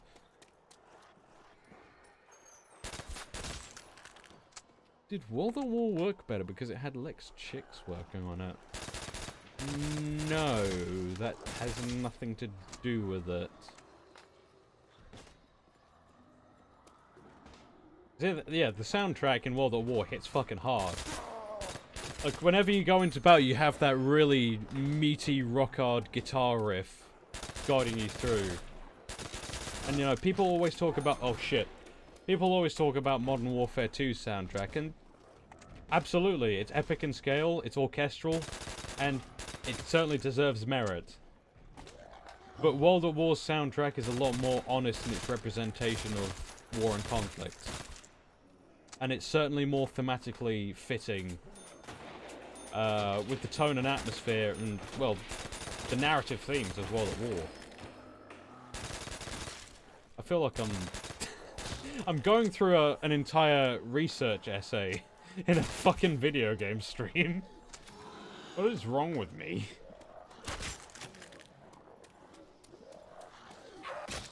But no, World at War being better had nothing to do with the amount of women working on it. Or the amount of women in it. I don't know if any of you remember, but if you've played Call of Duty 2 on the PC, then you'll remember in the Russian campaign, particularly in the Stalingrad episodes, that occasionally you would come across female Soviet soldiers. You know? Well... The thing is, their spawns were vastly, you know, nullified compared to, you know, the generic, oh, Private Dmitri, I'm here to die to generic German NPCs. You know? Their spawn rate was incredibly nullified compared to, you know, Joe Average or whatever. But it's like, you know, even then, they were mostly in machine gunner or sniper, you know, roles. It was accurate to the time. And it's like basic shit like that, Vanguard can't even get right. Like, all of their operators, apparently they're, you know, strong black female women who have gone to university in the 1940s. I don't fucking think so. The 1940s weren't exactly the most accepting periods of time in human history. I'm not saying that like I'm in support of these, you know, segregational periods of time. I'm just saying that's how it was. Vanguard is just, you know... By trying to fluff up and big up these, you know... Well, it's essentially just fictionalized these very real parts of...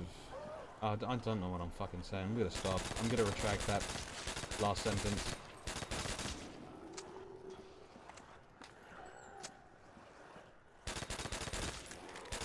Yeah, no one's going to mention the general pattern quote of "we defeated the wrong enemy" because the context is very vague. Most people will misunderstand it. And besides, a lot of people are afraid to use that quote because it's been co-opted by certain not very pleasant characters. I mean, the fact is, General Patton believed that the Soviet Union was a far more dire threat than Nazi Germany was.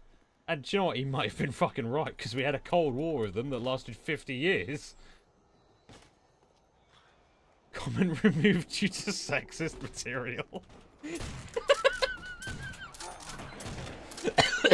Oh man, I need to quit smoking.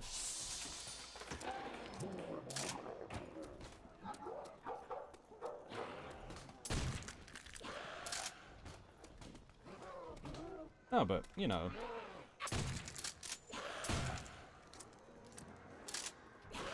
Patent quote, alt-right breathing heavily.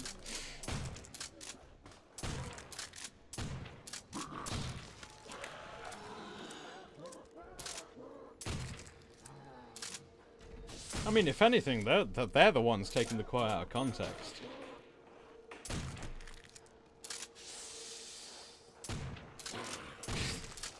Because they're making it sound like Patton was supporting Nazi Germany. He probably fucking didn't.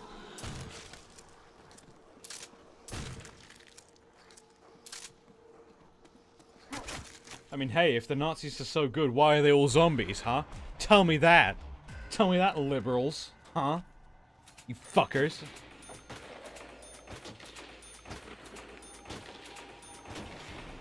Oh, but there was... what else was there? Yes! The cursed guns! The cursed guns from Vanguard. What the fuck? What the actual fuck is up with the gun customization in Vanguard? They couldn't stop themselves, could they? They had to have weapon customization in Vanguard. Right? It's not like they can... Right. Camos and weapon skins and whatever. They can certainly add microtransactions into that. Whatever. That's the only concession I would make. Cosmetic transactions. Okay? But why does there have to be... why does there have to be weapon customization in a World War II game?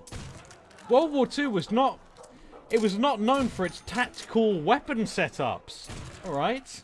Occasionally you would get some oddball attachment for some fucking obscure weapon like the ZF4 scope for the STG. You know, or sometimes you'd find a Gewehr scope attached to a Kar 98. Those were the exceptions. And stuff like that was usually, you know, handed over to the Luftwaffe. But shit like fucking... like giving an MP40 a drum mag. Yeah. Yeah, Lucas, that's what I mean. Because there were female combatants in World War II. Like the Soviets and, you know, the French resistance. But modern developers and modern filmmakers or whatever, you know, whatever... I mean, whatever artist is working on the particular piece, they kind of crank it up to 11. And it's kind of disrespectful to the nature of what these people had to go through at the time. Because, you know, at the time they were in such a state that they were a minority. And that what they were doing was vastly out of character for them in the public consciousness of the time. Which, for all we know, might have drastically altered, you know, how we view sex and race relations at the time. So, like, I'm spitballing here, guys, okay? I literally have no idea what the fuck I'm talking about. I'm on 50 different drugs right now, okay? Look, let's just get back to video games! I don't want to go any further into this political rabbit hole!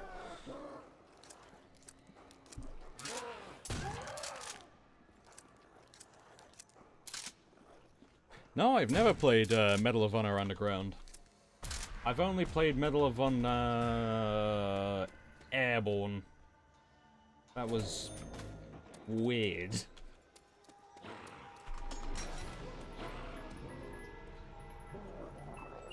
What the fuck? Why is it that every time Call of Duty comes into question, we all have to get political? Seriously. What is it with... I didn't know Call of Duty was a political game. Come on, give me a flamethrower. Give me a flamethrower. Come on. I said give me a fucking flamethrower, but you know what? I like the sniper rifle. It's cool. I like how adding a scope to the Kar 98 just makes it 50 times more powerful. Nah, man, nah. Lucas, the thing is, I wouldn't consider myself to know, you know, more than the average suspect, whatever the fuck that means. I just think I'm a man with opinions, alright?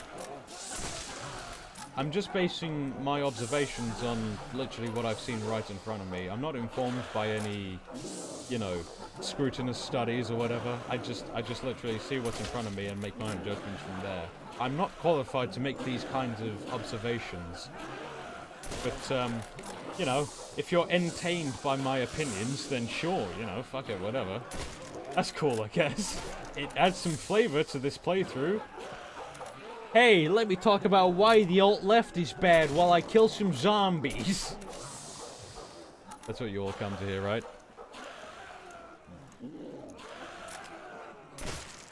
Oh yeah, what I wanted to mention about the Vanguard cursed weapons is that, well, here's the thing. Multiplayer has always existed in a separate plane of the campaign. In that you could get away with certain historical inconsistencies in the multiplayer given that it's an uncanon game mode that you couldn't with the single player. Like, I remember in World at War you could give the MP40 an experimental attachment whereby you basically attach 2 MP40 magazines to the MP40, and that would act as, like, you know, doubling the magazine capacity. And that was a thing that existed during the war, exceedingly rare, but it was one of the few attachments that existed for the gun in the game. And nobody really questioned it because it was, you know, it was multiplayer.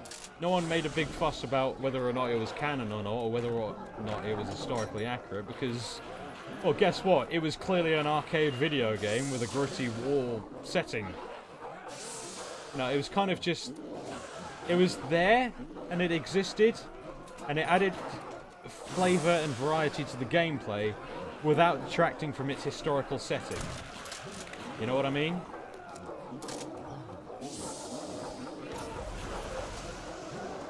I mean, the only exception that I would give to that was the weird fucking red dot scope they give them the MP40 in World at War. That was kind of weird, but,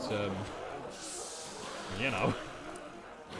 It did help with gameplay. Do you know what my favourite playstyle in World at War multiplayer was? Whenever I would play as the Japanese army, I, oh shit. Whoa, whoa, whoa, whoa! I'm getting caught on all corners and everything. Yeah, red dots and holographic size in the 1940s, like, what the fuck. Weirdly enough, the SMGs were the only, kind of weapon to get that kind of shit. In fact, literally... I don't know, I think... There was only one alternative site you could choose for SMGs and rifles in World at War. And I'm pretty sure they only did that because of the precedent set by COD 4 Modern Warfare.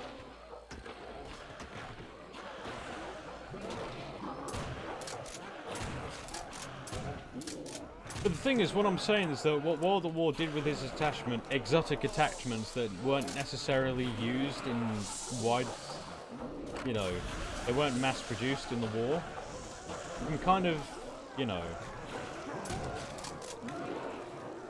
it depends on how the game presents itself.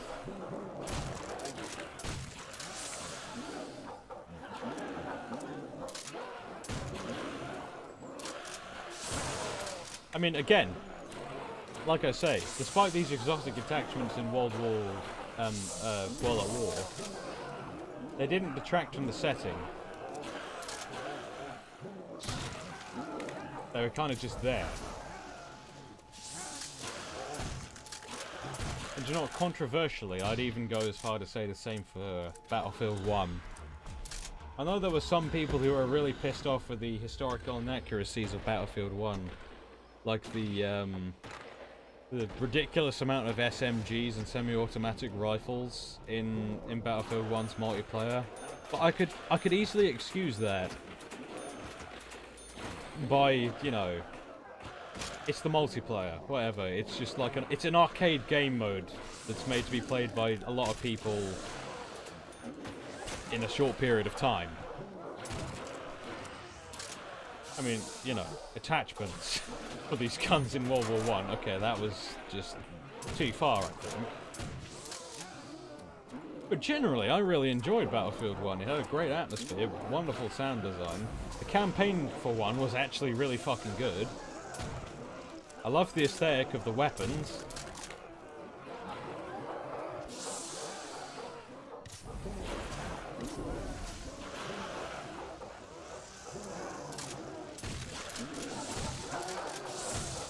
So I'm gonna ask chat, what's your opinion on Battlefield 1, anyway? Because I know it is pretty much the last good Battlefield game in existence.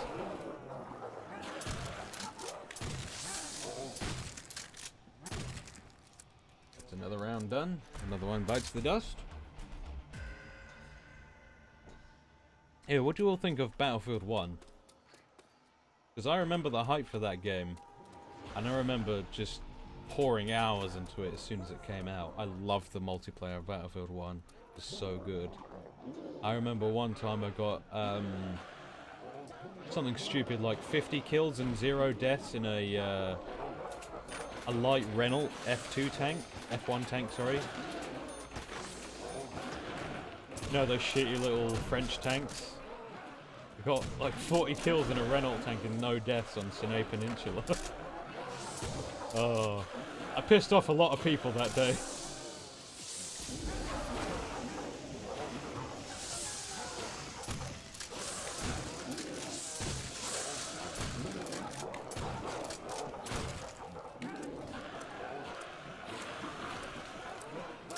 More tanks should have had anti-tank stuff.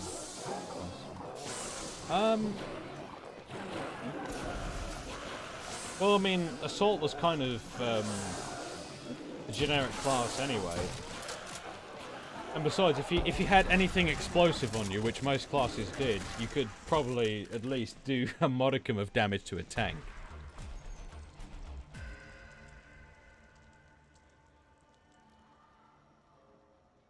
Yeah, do you know what, Lucas? You just reminded me. There was a female sniper in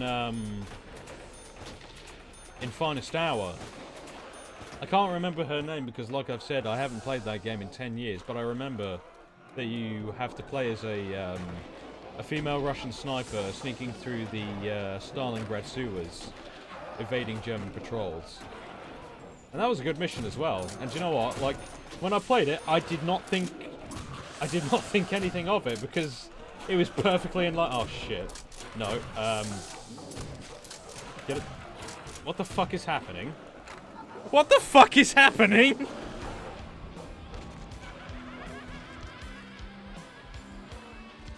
Yeah, I will. Yeah.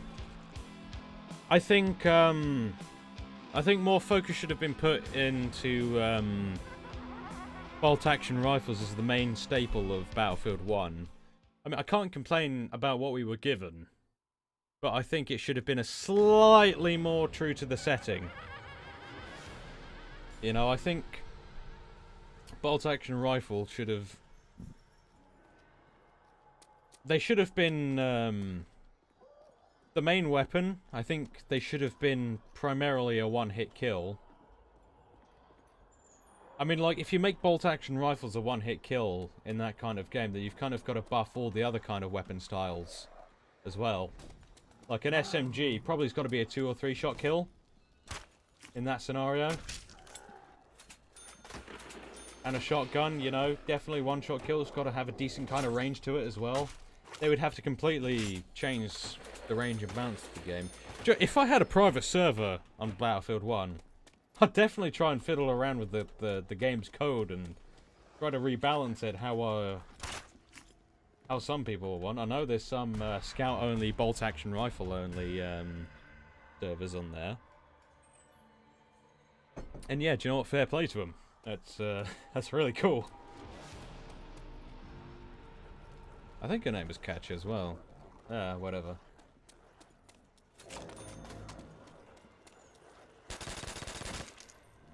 The thing is, the difference between World at War, Finest Hour, and the dreaded Vanguard is that if you try to force something in, people will notice if it's forced in. Because it doesn't feel like it belongs where it is. Whereas if you just put something in naturally, because that's just how things were back in the day, no one will question it. Because it will feel completely natural and, you know, it will synergize with the setting perfectly, you know? At the end of the day, you can take historical liberties, absolutely, but if it's to the point of insulting the player or just completely demolishing the setting in its entirety to the point where it might as well be alternate history, then you need to take a step back.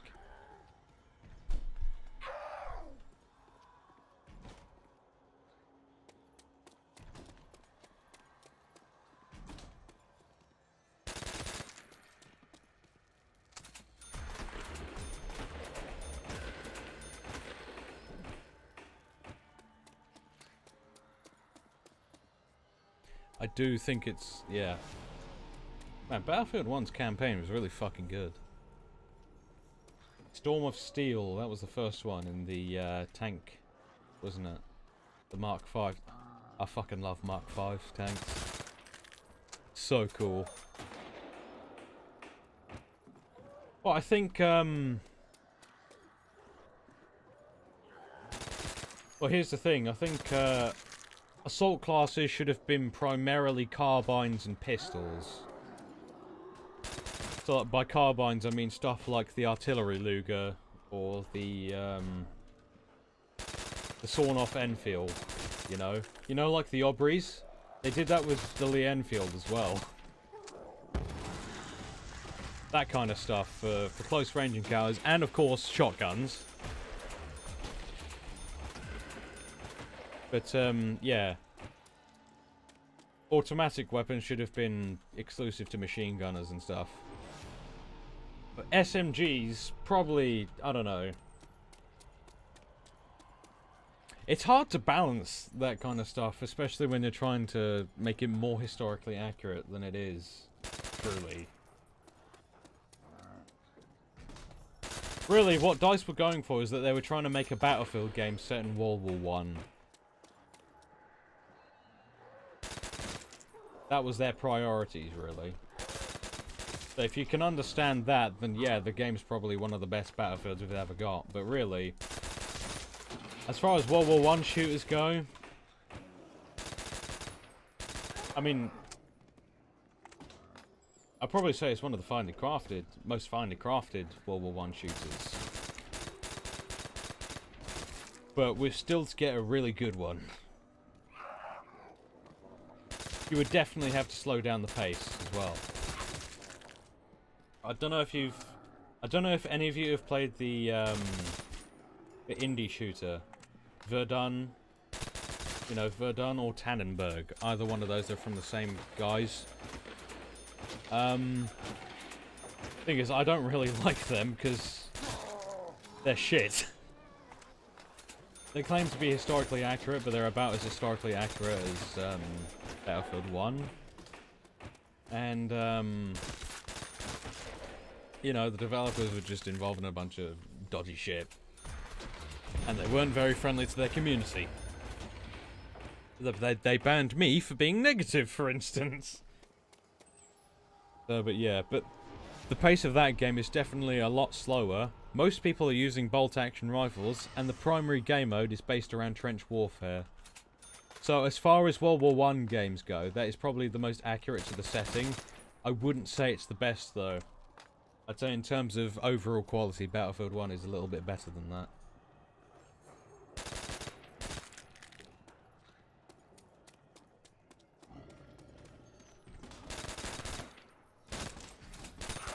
I just wish there were more World War One games, you know? The market is oversaturated with World War Two games, but rarely do we get to see anything with World War One. Like, even I have ideas for a World War One game.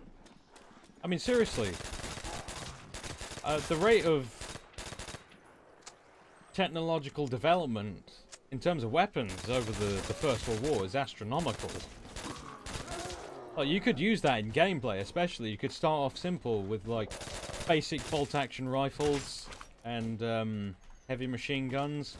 As the war progresses, you get more specialized weapons to use, like the sawn-off Enfield or the artillery Luger or the double-barrel shotgun. And eventually, by the war's end, you get to really advanced stuff like the MP-18 or even the BAR. You know, stuff like that. You can integrate the weapon variety in the advancement of your setting.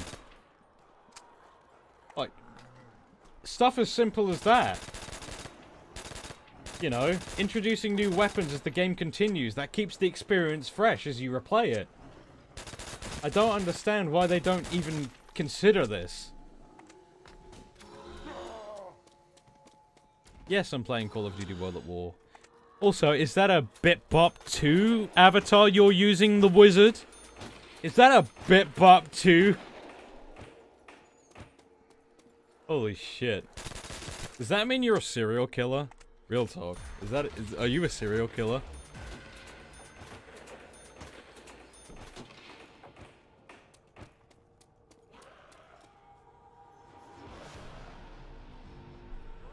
Thing is, the Sino-Japanese War and the Bosnian War are only really constrained to, you know, the Chinese or the Japanese or the Bosnians, Yugoslavians, whoever else took place in that conflict. It's hard to sell a very niche regional conflict to a worldwide audience, you know? Hell, like, I don't know what you're talking about. World War Ones have even got their saturation. What the fuck are you talking about? The only World War One first-person shooters I can think about are Battlefield 1, Necrovision, Verdun, Tannenberg, and the upcoming Isonzo. That's literally 5 games overall. Off the top of my head, how can you call that oversaturated? There's literally 5 games in existence. I mean, sure, there's more strategy games for World War One, but they're not first-person shooters. They don't offer the same kind of experience. And I want to shoot some fucking Austro-Hungarians in the face. You know? I've got some Turks I need to teach a lesson to.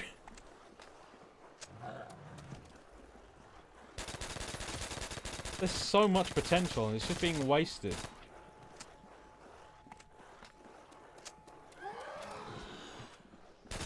I mean, to think, if I had the money, and if I could grab a team to develop this game, I would. For the pure passion of it, and that's why I hope it would be good. Because I want to make it, not because I'm contractually obligated to, because I want to. I want to prove to the world that you can actually make a good World War One first-person shooter. And you're gonna like it. Or else I'm gonna get what you're given. Okay, communist.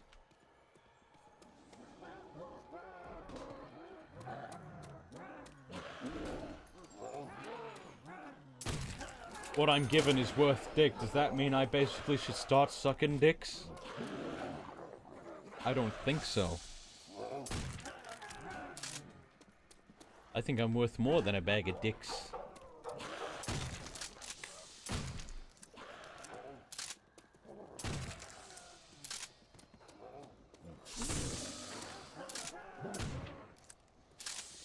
This whole reloading strat is really fucking weird.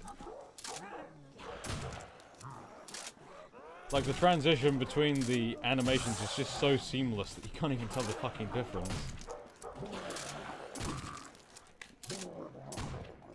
I can't wait to look over the stream once it's all said and done.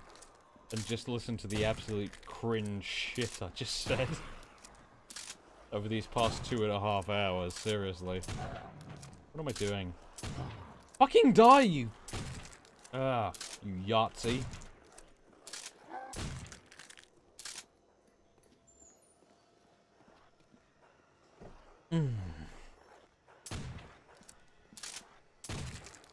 Real talk, once again, guys, I just want to thank you for, you know, dropping by and watching my gameplay and listening to me ramble on and on about random shit.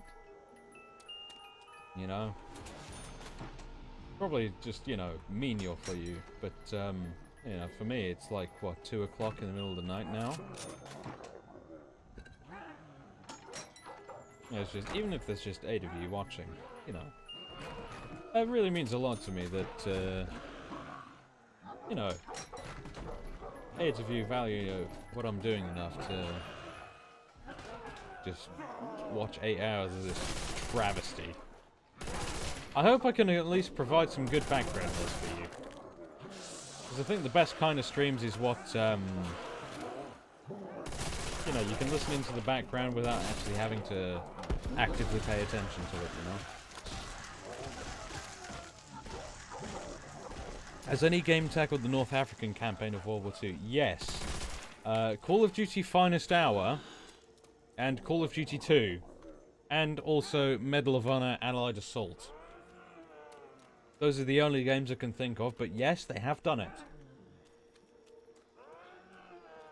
Oh, and Sniper Elite 3.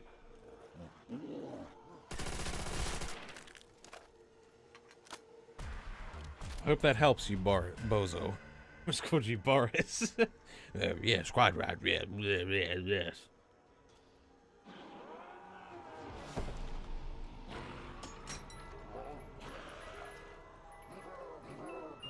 Oh, fuck's sake. FG42 or MG42? It's only one letter away from me being decided.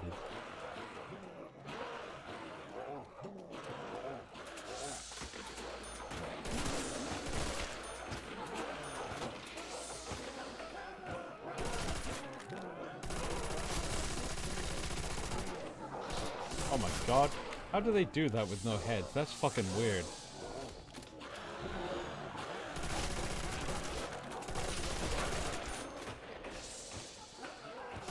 If anyone wonders why my accent sometimes deviates into American every now and then, it's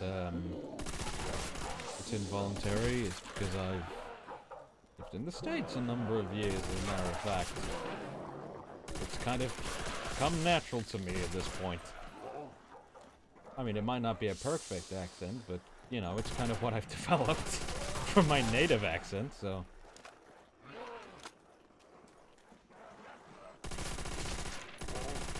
It is what it is.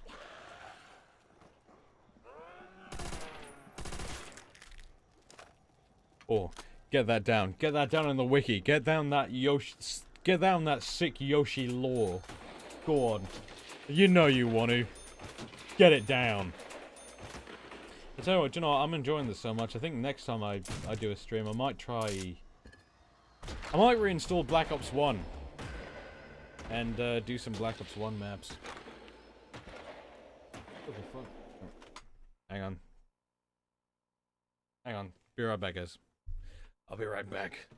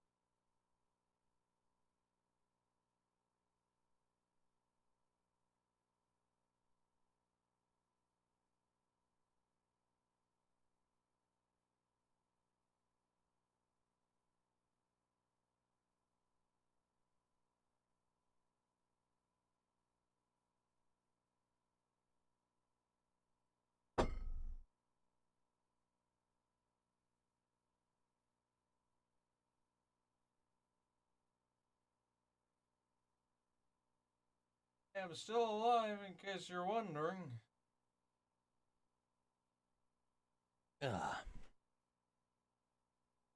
Alright, I'm back. Hello. Let's continue to kill zombies and talk about random shit that comes to my mind.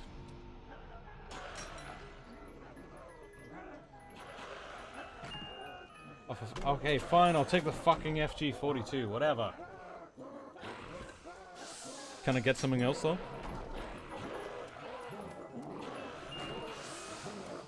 But you know what, fine. You know, variety is the spice of life. No. I actually want weapons that can kill my enemies, please. Oh shit, oh shit, oh shit, oh toss, oh bollocks, oh cock.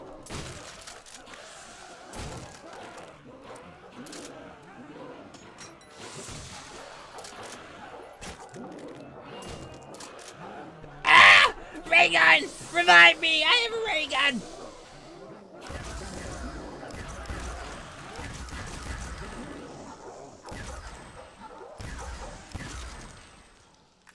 I wonder what made them make the ray gun.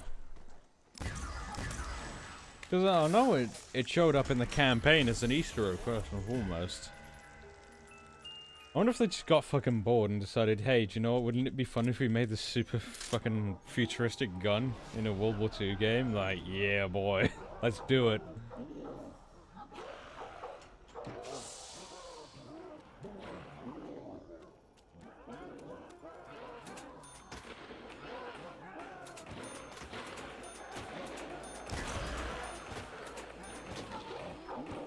I love the ray gun, seriously. Every time you fire it, you know it's something special just by the unique sound it makes.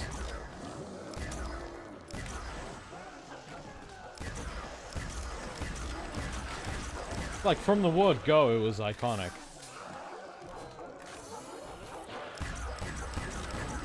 Do I like turn-based games? No, I don't. My patience is too thin for turn-based games. The only exception I would make, however, is for Civilization 5. The game's good. I like it.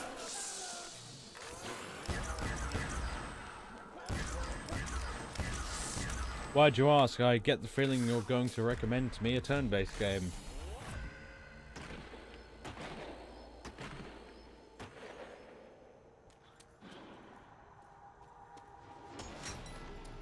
Why did I open the box? Oh, whatever. Nope.